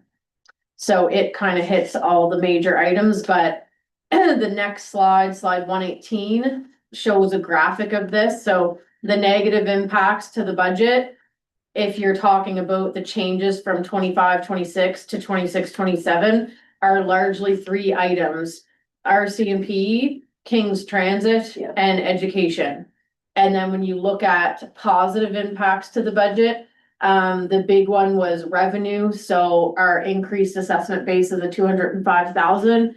The next biggest one were the cuts that we made under staff and council. And principal and interest, and Valley Waste had about $35,000 savings in their projected budget over last year as well. So that takes us to the last slide, slide 119. Addressing the current budget deficit of the 78,000. So we did mention we don't recommend balancing the budget by pulling from operating reserves. We did that last year on the notion that this year would be better. And I just think that we need to start having some of those tough conversations that we mentioned earlier have not really been had. I don't think that we're in a position that we should continue to bunt some of these problems down the line. I think we need to take a real look at this budget and make some hard calls and get us back into a surplus position, with the end goal, I think, being to try to reduce the tax rate over the next few years to try to get that residential tax effort FCI back into not red, at least. So we did put forward a few ideas. The biggest one is removing the town's portion of the asphalt patching. So, but we wanted to highlight that that would also mean giving up the provincial matching grant. So the last couple of years, we've upgraded 2 sections of Main Street, and we did that by applying through this matching paving grant through the province. So we put in 75 and basically they put in 75. So in our budget right now, we have an expense for paving of $150,000. That's what we would pay a contractor to resurface or repave, I guess I'll say, another area in town that's deemed needing that. And 75,000 is budgeted in revenue coming from the province via the grant to help offset that. So if we made this decision, we would save $75,000 in our budget. It would mean giving up like a matching grant, which is not ideal. And it's also not ideal to not do any repaving next year, because there are some bad sections that need to be done, but it is very expensive. So what we did last year was around 150,000, and you saw that that doesn't get you very far, right? So that is something that council could consider, but we just wanted to highlight what giving it up, what you give up if we decide to take that out. We could turn off the splash pad for the year or for the summer. It's not a huge ticket item, but it is $10,000. We don't get any funding for it unless you want to say that some of the Annapolis County grant goes towards it, which you can, but we could do that. You could increase taxes by a cent or more, but that would put the residential tax effort calc more into the red than what it is now. So it's not an ideal option. It is an option. And then we had a 4th item here about the special industrial tax rate, but I did send out an email around to everybody today. I took a closer look at that. It was something that kind of came in at the last minute on Friday that everybody was excited about it. And I took a closer look today, and it's actually provincial legislation, not a town bylaw. So there's a whole process that we'd have to go through to change that. So that one right now, I would say, is off the table. I have heard councillors mention about King's Transit or getting out of King's Transit. You have to give a year's notice. So if we did do that, that would not help us this year. It would help us next year, but it would not help this budget. And the same with the Valley Ren. So you do have to give notice for that one as well, a year's notice. So there are some options there, very minimal. And if council has some suggestions or wants to deliberate things or wants to suggest things, Lee and I have our budget files open and we can try to quantify, well, if we took this out, how much would we save? We can try to have some of those conversations now. Or if council likes a couple of these ideas and it does balance our budget, we can move forward with one or none or all of them, except for the industrial rate. So I guess we're at section 8.3. And at the same time, 8.4, because we also need to finish this section with some direction to staff on what to bring forward for version 2 for March 16th. Questions? Counselor Smith. I waited for everybody I else. seen that. Anybody else wants to speak first? First off, I want to say that if anybody wants to talk about recreation or recreation positions, I will gladly step away from the table and excuse myself in a conflict of interest situation. All you have to do is say the word. So I just want to make sure everybody is aware that that's on the table. I don't think any of those proposed solutions are reasonable at this stage of the game. I can't give up $75,000 of paving to save $75,000 of paving. That's, to me, that's a non-starter. I think we're gonna get crucified if we shut off the splash pad. Yep. It's an economic driver for the community. There's no question of that. They do use our facilities in town, our businesses in town as they're using our facilities. Tax rate increase is the exact opposite of what we weren't trying to achieve with that stupid red dot. So yeah, valiant attempts, but I don't think any of them I don't think they're on the table at all. I have one question. Remove or reduce hours for summer positions, including removing any grant funding for positions.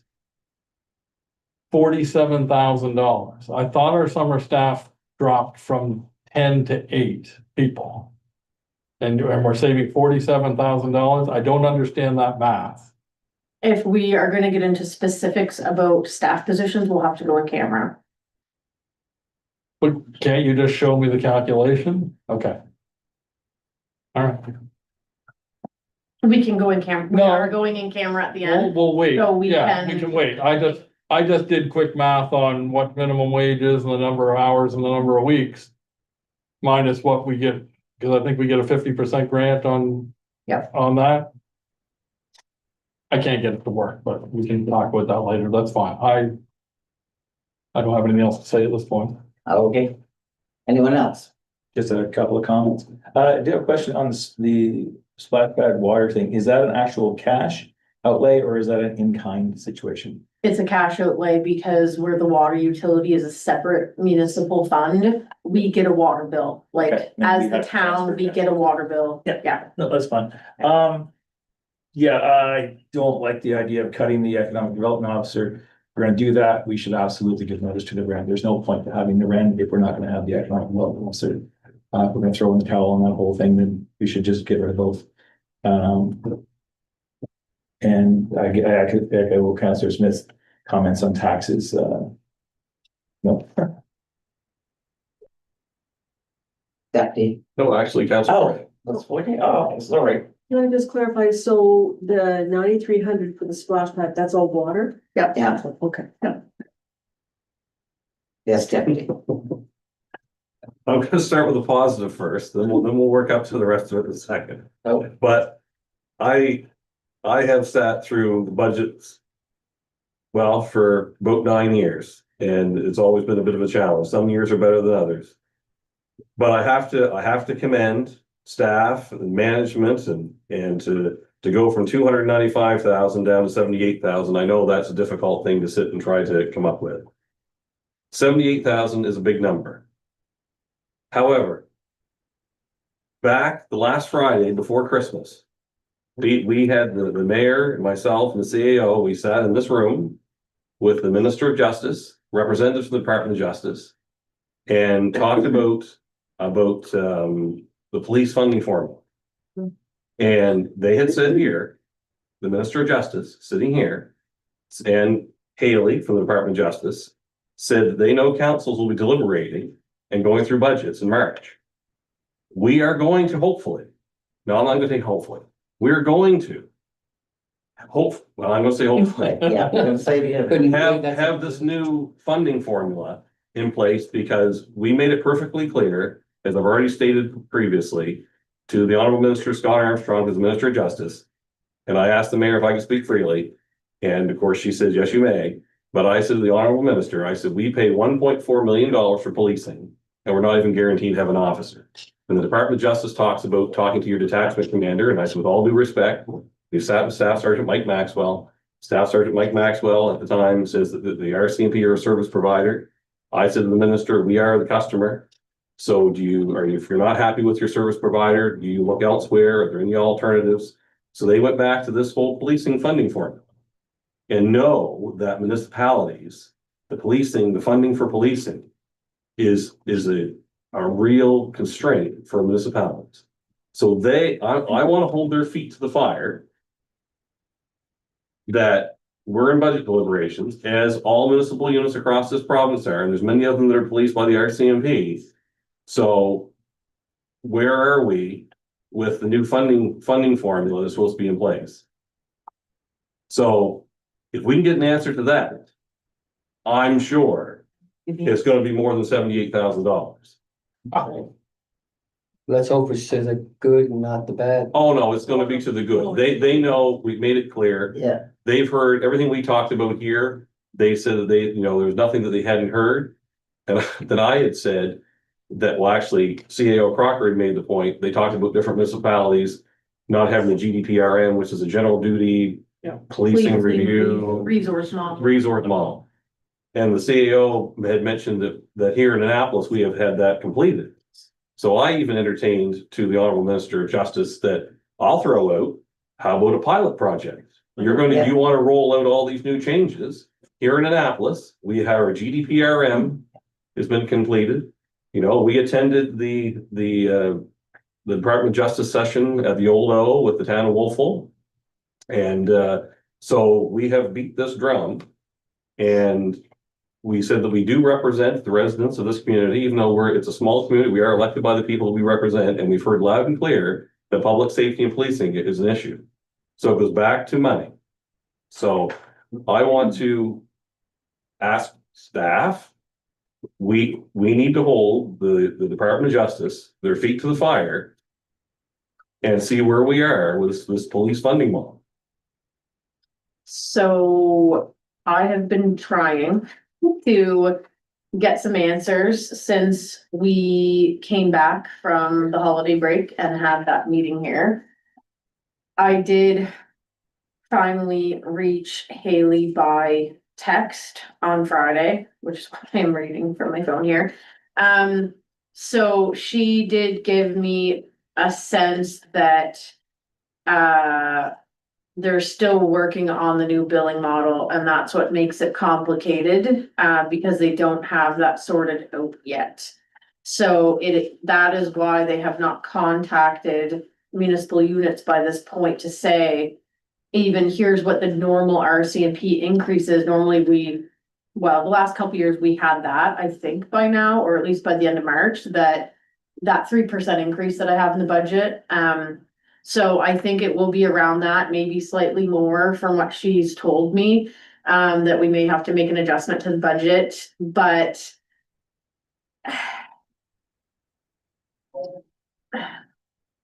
I just asked what I can share. Sorry, I'm just reading here what I can share. But the province recognizes that they need to financially help with policing. So the current funding model per officer, they recognize that is not sustainable. And we were to, by now, have some sort of funding model in place. So I had that conversation with her, and then last week on also Friday, I did get a letter. It was just addressed to me, like the CAO, about RCMP retroactive pay and clarifying something that it doesn't look like it's gonna impact us. It was just something they're clarifying. But in the same letter, they say concurrently, the province is advancing broader police modernization initiatives, including the development of a new funding arrangement for provincial police services delivered under the PPSA, which is the Provincial Police Service agreement. This work is focused on establishing a modernized billing mechanism that more accurately reflects the needs of municipalities in the province. Given the complexity of this initiative, the minister has recommended further engagement to ensure all considerations, potential impacts, and operational challenges are fully understood prior to implementation. The minister remains committed to a collaborative approach that results in a billing model that is fair, transparent, and responsive to the needs of Nova Scotian communities. We will be following up in the near future to arrange a discussion regarding the forthcoming changes to the billing mechanism and to ensure municipalities have meaningful opportunities to provide input throughout this process. The province values the essential role municipalities play in delivering effective policing services across Nova Scotia, blah, blah, blah. So that is all I have right now, unfortunately, which unfortunately for us is not great because if the new bill, we were kind of led to believe, I guess, that then, well, not really. They kind of said they were hoping to get the new billing model activated for April 1st, but it might be at a later date. And it sounds like they do want to do more consultation before they implement it, which I think has left them in a situation where they are trying to even say that half of the budget for the year is based on the old model, but the second half of the year is based on the new model, whatever that looks like, which they don't really know right now. So I think that's why we don't have numbers, but it is just unfortunate for us and other municipal units because it is the biggest chunk of our budget. And I don't even know that what I have in there is accurate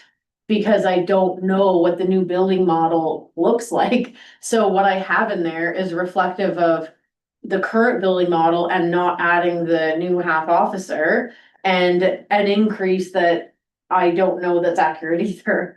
So I hope that before we get to the end of this process, we have an answer from them. And I would suggest that we could handle this one of two ways. We either proceed with the budget process as we are, assuming that what we have in there for RCMP is valid until we hear otherwise. And if that means approving this budget, making some hard calls and making some service cuts to balance the budget and going through that process, if we learn after the fact that there's actually going to be savings, I would suggest that we do a budget update and update our budget and add back some things that we cut out if there's savings. If things have gotten worse, we're gonna have to do the opposite and make further cuts. But unfortunately, I understand the potential frustration here, but without them telling us what we're gonna pay, I am just guessing and estimating to the best of my ability with the information that I have right now. Oh, we understand that. The other thing that we could do is we can go through this process and recommend where we want to cut to make up that 78,000. And we can hold off and sit on it until we hear from the DOJ and then bring it back to council, because at that point it's 98% done and get it passed. Okay. I mean, last year we didn't have an approved budget until July, so we could wait. But if we get into like, if we're getting into the end of May and we haven't heard, we're gonna have to just approve budget and carry on. And if there's a major adjustment that's been made that we find out later, we're gonna have to reconvene and discuss. But unfortunately, this is the best information that I have right now. Yes. I'm happy that we're working on a budget in March, right? Last July, I think it's a little late, right? Because we're halfway through. Well, A quarter through, well, yeah. quarter, yeah. So do you get a sense? And I know some of the conversations you've had is probably, not available for the public. But do you get a sense from the Department of Justice that there's gonna be Decrease. well, an answer to this, like before, like in the next few months? I read you what I know right now. I don't know. Kind of sounded to me like, don't No, count on it and, with Well, provincial. with a provincial deficit of $1.4 million. Yep. Or whatever it is, $1 billion, sorry. In all likelihood, I don't see a lot of gains coming to, I think they're pushing, Municipalities. they're pushing it a year, I think. and that's exactly what I think as well. And part of the delay in hearing about this new billing model is the reason why staff recommended deferring the new officers, because I prefer to wait to see what that billing model looks like. Yep, absolutely. So I do still think that we need, regardless of what happens with our CMP, it might come out to be a good news story that maybe we will have some savings in our budget, and if that happens, great. But I still think we need to go through the process of making some hard decisions that, as someone pointed out earlier, we've been status quo here for many, many, many, many years. And we cannot exist at status quo anymore. We do have the Bruce apartment complex that hopefully will be on the assessment roll next year, which will be a huge benefit to us. We have some other developments in the hopper with the planning advisory committee that will be a small benefit to us as well.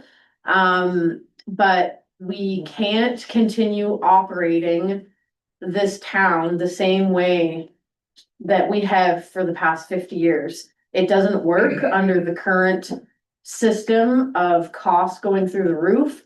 I know this might not be a popular comment, but we have 4 parks, and I'm not sure why we have 4 parks. That's a lot for a small town to have 4 parks. And we are responsible for a lot of buildings. We have to have the roads. We're not getting away from the roads. We're not getting away from the sidewalks. We're not getting away from the sewer or the water system. But we do have a bunch of buildings that we are responsible for, that when the new accessibility standards come out, we may have some major renovations, which is why we have those town hall renovations capital project in there. But we also do have 4 parks that, you know, tie up operating money in the sense to maintain them. And maybe council wants to discuss what to do with those. I don't know, but we do seriously need to look at our assets and ask ourselves how we can continue to look after them and maintain them properly. And upgrade them and replace them when we need to and when they break unexpectedly. So I think that's where we're at. I know that these aren't super palatable ideas that staff put forward, but as you can see with all the previous slides, we have gone in and cut things that I've never cut before in my time here. And I think that if we're asked to cut more, we're impacting services at that point. We're impacting service delivery, and the public and council just has to understand that. So, thank you. So my comment is really about the 3% for staffing. I don't know if anyone remembers what it was like here a few years ago, when our non-unionized staff was very difficult to find. When we have all these, we've had a director of finance that we couldn't find. We had a director of public works that took us forever to get it. I'm sure our office staff are the same. It's a very hard pill to swallow, and how many people are we gonna lose if our unionized staff is getting a 3% raise and our non-unionized staff is not? It doesn't help our budget, but in the long run, I think keeping the people is better than losing the people. And I think we run a real risk of doing that if we do this. If we have to cut something, we cut a service or we cut whatever, and if that results, because we cut service, we cut a position because we're gonna have less services to do, then that's one way. But by cutting the wages or not giving, the proper increases to people that are here and have happier staff to get an increase, the other half that don't, I don't think that's a good policy to follow. Councilor Knapp. So what, if we were to, not have the services of 4 parks and we reduced it to 3, what would that look like for that service? Like, let's just say it's a Riverside Park. What does that look like, Lincoln? we still own that land, correct? So then what would we do with it? Like, what's the, Well, I think that I don't have a lot of history as to why we have some of the parks that we have. Like, I even came on after the wetland park was already, that agreement was already in the works. I don't have a cost breakdown by park on what it costs per park. That is that's gonna be a really challenging number to give you. But my thoughts and like, this might not be popular, I'm gonna preface that by saying that first, but. Centennial Park is in the middle of town. I am saying this without knowing the history of the park. But largely, the things that take place there is the splash pad and we have our tree lighting ceremony there. So if we could move the splash pad to Rotary Park and properly put in the underground tank so that it recycles water and it doesn't cost us so much water, and perhaps we can fund that via a grant, that would mean that there's nothing specific drawing people to Centennial Park on a daily basis. There's green space there, and there's some things like the checkerboards and stuff that maybe those could move as well. But if we freed up that, my thoughts were maybe it could be sold under some sort of purchase and sale agreement with either a company or a person, where the agreement says something like, we'll sell you this lot, it's a great lot. But you have to build something in 2 years, and then that would generate, like, it's future looking, right? It wouldn't help us in this budget year, but it's future looking in that maybe like somebody could put up a big apartment complex there, like what they're putting up on Main Street. It's a great location, it's right by the school. And we really aren't using it to its full capacity right now. There used to be tennis courts there. I grew up in this town. There was tennis courts there when I was a kid. They're not there anymore. We do have that little building that has some storage in it. Again, I don't know the history of if there's a memorial there or if there's some sort of sign. There is.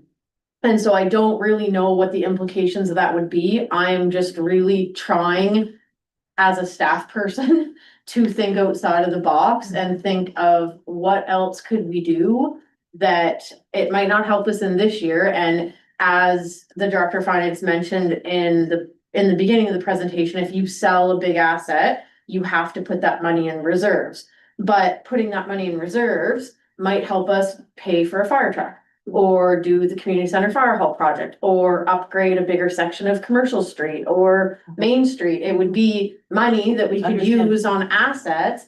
But if we also were smart about how we sold the land, if that's what we did, we could maybe sell it to somebody that the requirement is you have to build something like in 2 years, so that it generates future tax revenue quickly for us, because it is a great location and we do have 3 other parks at that point that we can move the splash pad somewhere else. We could host our tree lighting ceremony somewhere else. I'm just throwing it out there. I know you guys might not like the idea, but I am really trying to stretch my brain to think outside of the box as to how we can do things differently that's not status quo. well, we gotta look at everything. So some of our budget things are still up in the air, but I mean, I'm just thinking, so when you mentioned the library, I'm thinking the library. The library just got told that they're not getting any extra provincial money. I know they've asked for some from every community, whether it be county or town. You know, that may be something, we don't know if Midland's gonna have a library next year. You know, and so their budget should be coming out soon too, or their decisions based on provincial budget should be coming out soon. I Yeah, think so- May was their. Is it next really meeting. that long? Okay. So I'll have to go back and check, but I think they were waiting for municipal units to make the decision on what funding they would give before they made their decisions, but so again, that's like another thing that we could we could take this budget so far and put it on pause to hear back from some of these things, but we are mandated like to provide space for the library through the Libraries Act. So unless the Annapolis Valley Regional Library Board decided to close the Middleton branch specifically, we would still be required to contribute to the library funding formula. We just wouldn't have the building, like we wouldn't have the building to look after, but I've not been told that that's on the table. I really don't know what that board will recommend as a result of the provincial budget announcements and each individual municipality's decision on their request. Yes, Councilman. So, thought is we are in a deficit, the town obviously knows this now, they've had a chance to read the budget, same as we have. Maybe we can't give our grants out.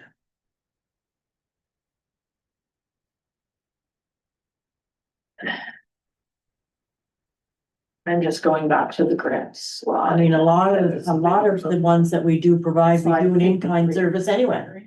So if we still do the in-kind, but don't give out the grant money, So that does that look would be, like? so the library you can't count because it's a mandated contribution. The pool, 8,000, the rink, 4,500, McDonald Museum, 3,000, Railway Museum, 2,000. And Southwest Biosphere, 500, $18,000. Seems like. So we're scrapping for 10,000 here and 5,000 there on some of the other ones. We're canceling projects on that, that's. So that option would still not address the whole deficit. It would take you down to about 60. If you decided. It's the same principle as cutting a $10,000 here and other line items in the budget that are small budgets, you get where To you're get going, there, yeah. you know. Right, I mean, I think, as I agree with other counselors that you can't get rid of the splash pad. That's just not something I don't think is going to be able to happen. We don't want to see the 1 cent increase in taxes. And to save $75,000 and not use the 75,000 on paving. I mean, I travel that road every day and it is forward. That does need to be replaced, so we cannot go without that either. That's my thought. Councilor Fournier. Well, you both had your hand up at the same time. Susan. I think I was thinking the same thing. Oh, So okay. lively. Okay. Under the table. Councilor Smith, I wasn't ignoring you. No, fine. You mentioned earlier about the park situation. And Councilor Knapp asked, what would that look like? I think. Even in rough numbers, maybe if you talk to our parks facility manager, whatever his title is. We could get a sense of how many hours it takes to mow each of the parks and do the spring maintenance, fall maintenance, whatever it has to do. I don't think we're getting rid of Rotary Park, that's too busy, too big. So, New one. well, I don't know how much work there is on that new one. There Yeah. isn't a lot right No. now, but it will be a future expense as the trails grow in and as the crush There'll be fest some goes trimming, away. yeah, absolutely. And I'm not saying yay or nay to either Riverside or the other one, but we should be able to get some sense of whether we're gonna save $5,000 or $15,000 by mowing Centennial Park every year. And maybe that helps us with that decision or pushes us. I don't want to see any green spaces disappear, obviously. I think they're good for communities and families and yeah, it's maybe if we had a better sense of what those dollars and cents would look like, it might help make that decision. Yes, Councilor Bradley. Thank you, Mayor. So last year, I know we discussed the fact that we don't have a dock down in Riverside Park and that we were potentially gonna try to set up stuff up at, did we do that this year? Just back here. We didn't, and we've talked about that again internally. But it would involve moving our sea cans up there, having porta potty up there, potentially having two staff up there, because then you're asking one staff to be alone in a remote area. So the logistics of it with a lean budget might not be in the cards if down the road we get back to a point where we can increase our summer staff again. It's So- possible. And that kind of goes into my point. If we're not gonna be using the kayaks, the canoes and all that stuff again, does that not affect what we need for whether it be, and I know we can't talk personnel, but just overall staffing for managing that portion of, is there real savings there for not loaning out our equipment and having the sea can down at Riverside Park, not having to worry about staffing it because nobody's gonna be using our canoes or our kayaks. So I think we can still continue to use Riverside Park as long as the water level's high. But if it gets low again, then we have to close it down. So the dock's gonna go back in this year with the hope that the water's gonna stay up? We Okay, will try to do that, but if it becomes a safety issue or the water level drops, we'll have to take it out again. And I mean, last year was a bit of an anomaly as well, because we had the woods ban. Right. Yeah, so yeah. that also impacted things a bit. I mean, I'm We sure, had the woods ban because we had no water. yeah, and I'm sure our Director of Public Works, though I'm not sure if, Adam, it was the whole time you're here, but I mean, I've seen other times where that park's been flooded and we can't use it, like how much, Right. there are, it gets a bit of use, don't get me wrong.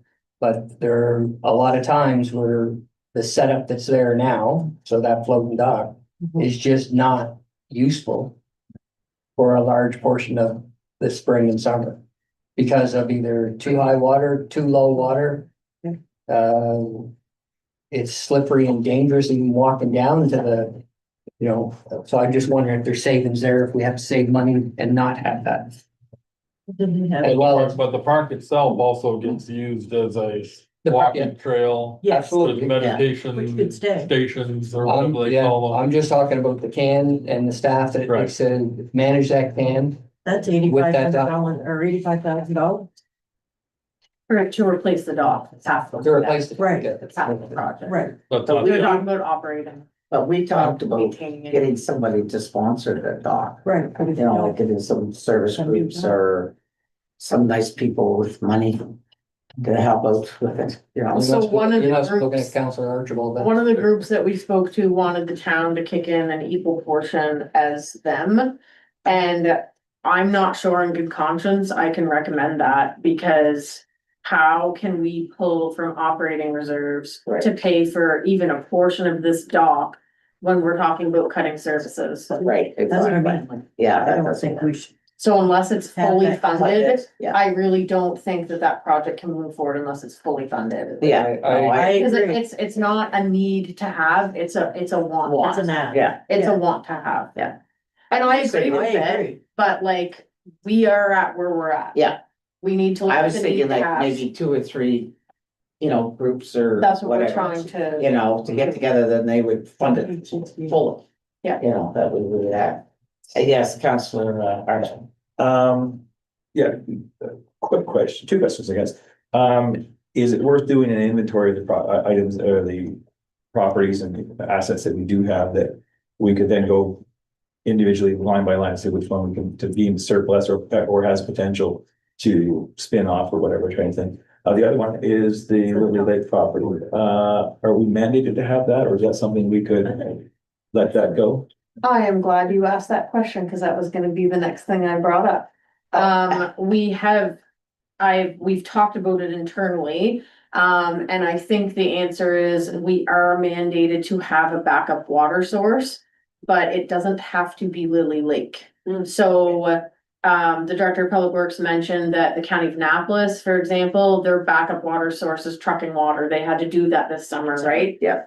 So they have a contract in place with a water trucking company that is their backup water water, not source, but water, backup water plan. Yeah. So we would have to put some, knowing that that's very highly expensive, by the way, but we would have to put something like that in place.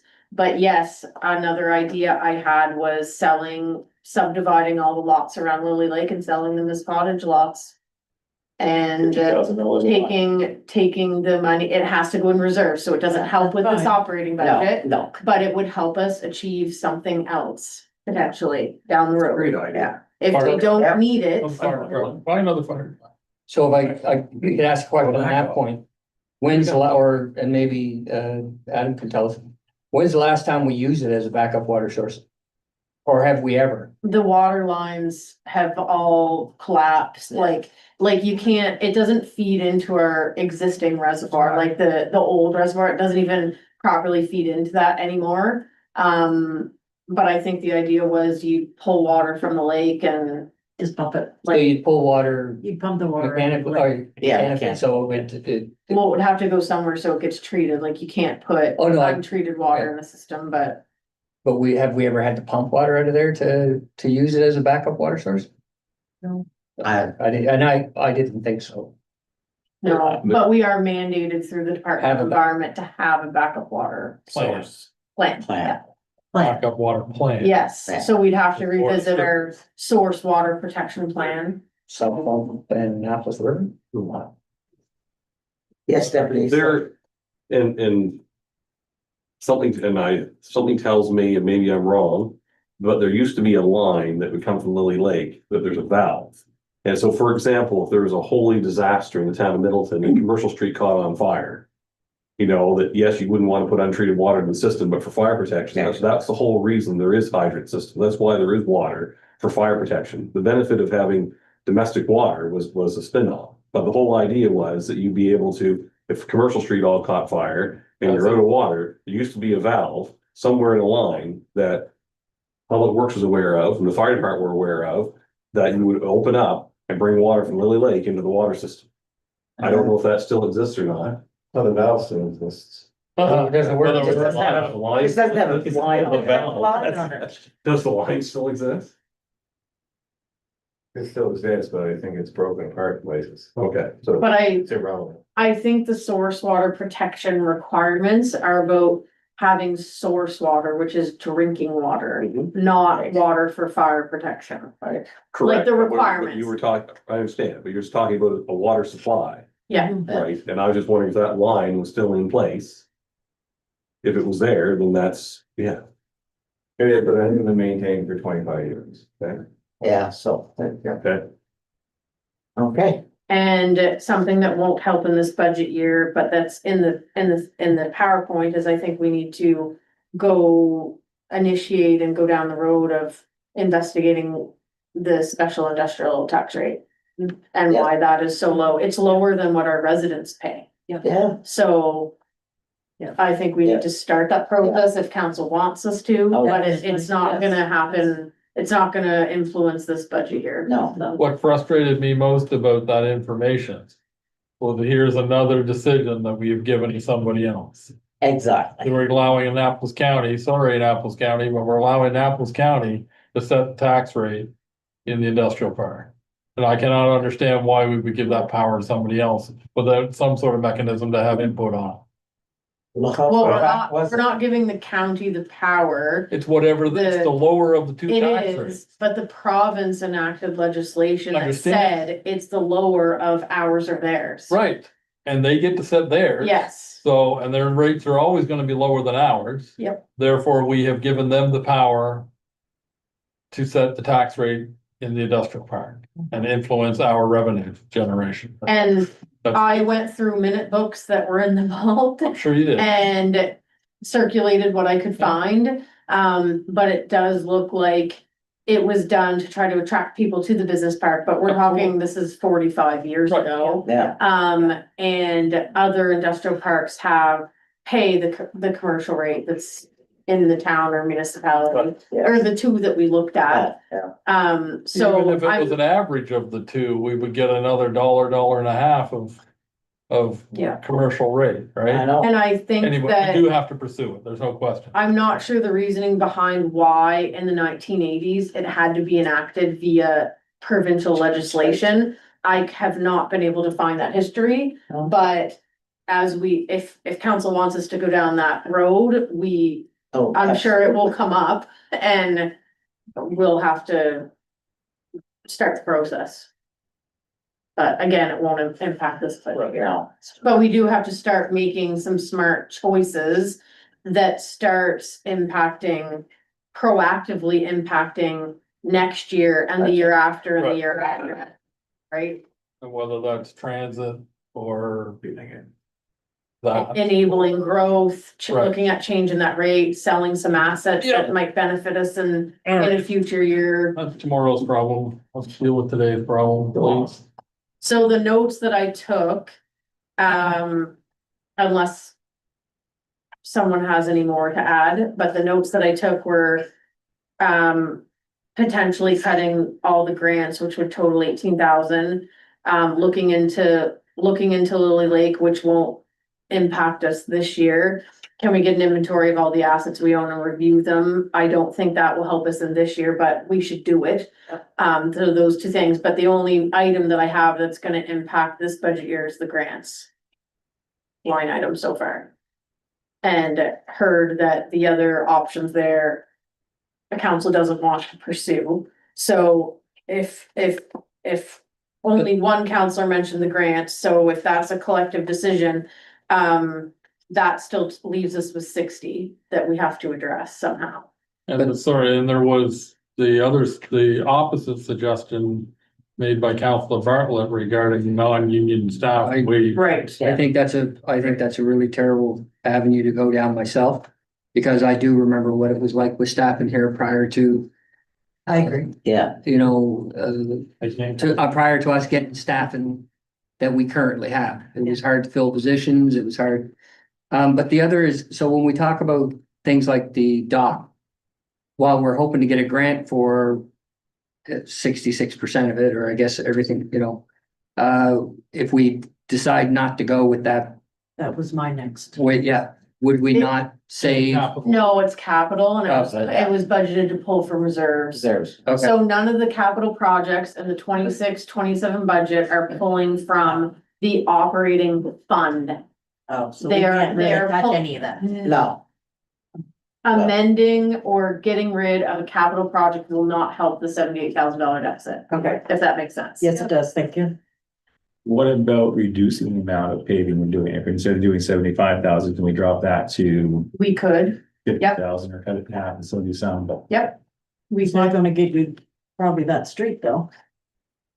Well, No. Church Street is a separate capital project. Right. This is the that's a road resurface. Okay. Like, which is why it's in the capital budget. This, what we're doing on Main Street is just repaving over top of what's already there. You're not Oh. changing the underground infrastructure. What Adam spoke about Church Street is all the underground infrastructure needs to be, like, the whole thing needs to be torn up and redone. Yep. That makes it capital. What Councilor Archibald just mentioned was I get it. reducing the $75,000 to say 50, that would save us 25, but we would still get $100,000 worth of paving done. Right. Is that the Is it not- entirety of our Yeah. patching budget? 75, is that the entirety, or is that just the limit that the government? That's our portion, but in other towns, what did you see, Adam, for other towns? There was higher amounts. No, I'm sorry, but what I'm asking is the 75 mentioned only because that's matched by the province? It is the entirety of the town's portion, so there's one, 80. yeah, So we, We have 5 for like patching. that's what I'm asking, for Yeah. the little. the pothole, there's Yeah. 10 for the pothole in the Right. spring fixing. So I mean, that could come out, but. What I think to answer your question, there's some other towns that have applied for this matching paving grant. And some have gotten like $300,000 because they're matching it with 300,000. Right, But we don't have that ability, like what we've always had in our budget was 75, so Good The research. ability is there to get more, but we have to match it. Yeah. Are those grants still in effect considering what the budget has been, come down? So far, we have not heard that they've been cut. I did just get an email within the last 2 weeks asking us to submit our 5-year plan for that grant. So what does the Okay. PCAP funding, what projects would be impacted by the no longer using of the PCAP fund? We used that in the past for, I believe, like the new reservoir. We did like a couple studies using PCAP funding. Okay. It's for it's capital School assistance. Street project we use people. Oh, yes, that's right. And it's Yeah, School I Street, knew it was the Yeah, biggest that's what- thing yeah. we did. but I didn't Paying know for which one. provincial capital It assistance. was a program. large fund, Yeah, like 40 million or something.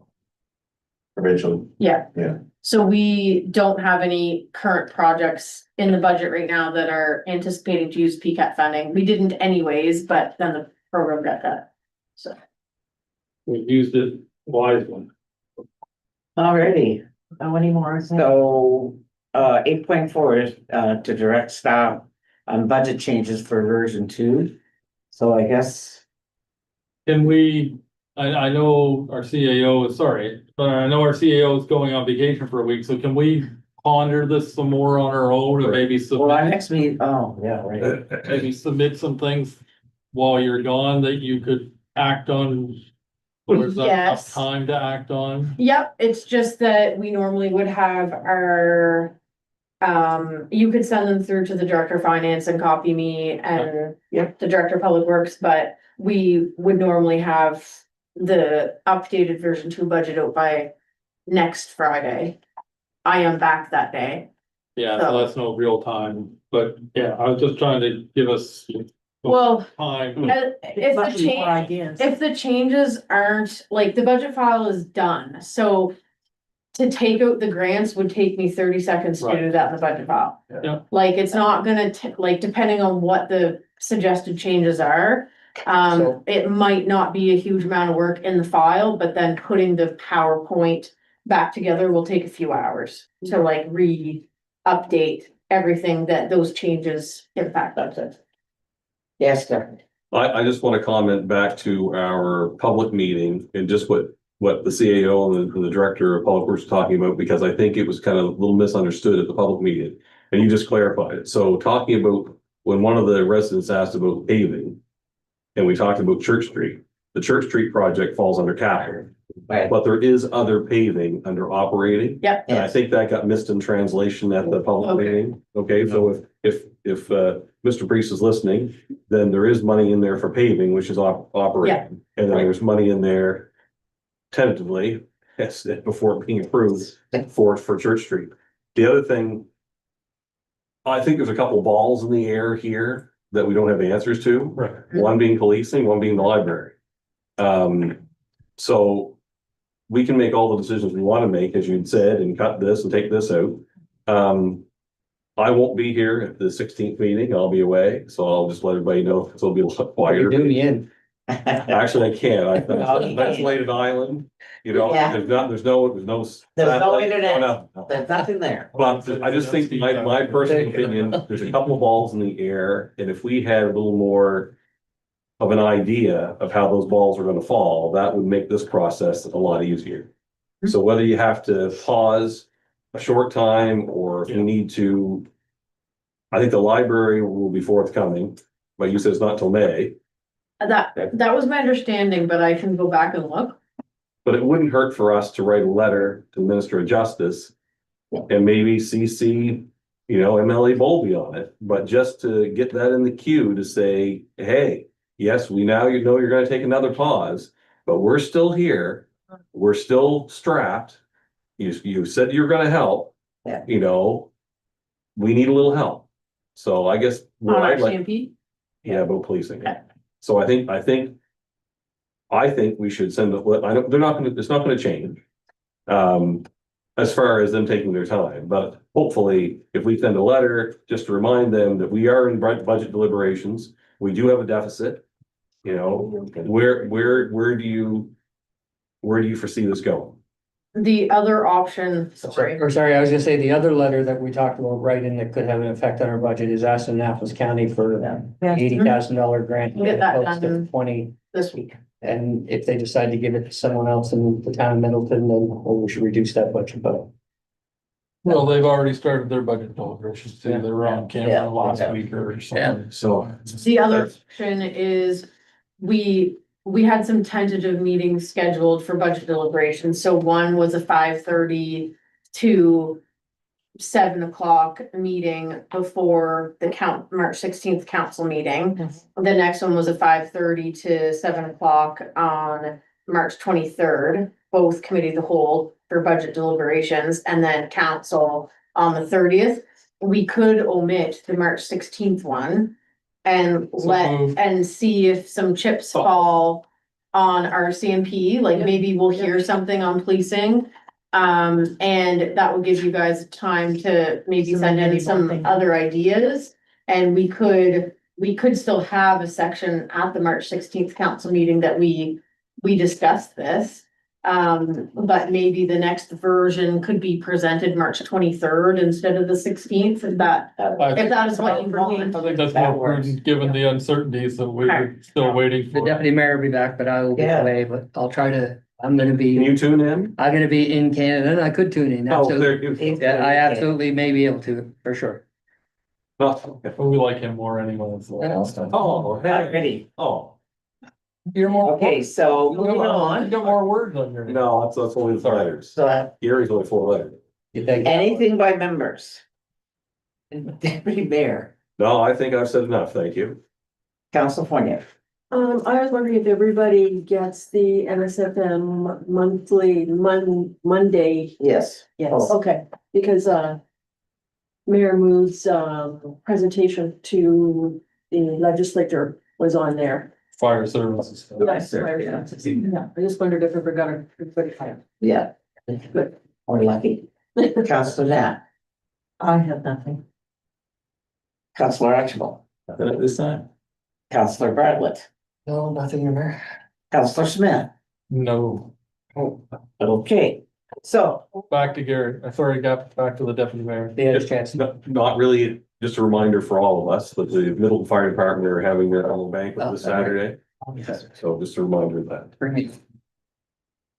thank you. Thank you. Probably. Okay, so if there's no further business to come before this meeting, we're gonna move in the camera. So we need, I'll move, we're going there. yeah, I am, but we, Oh. oh, No, you gotta read it first. I gotta read it first. Okay. If they make most of them. Okay.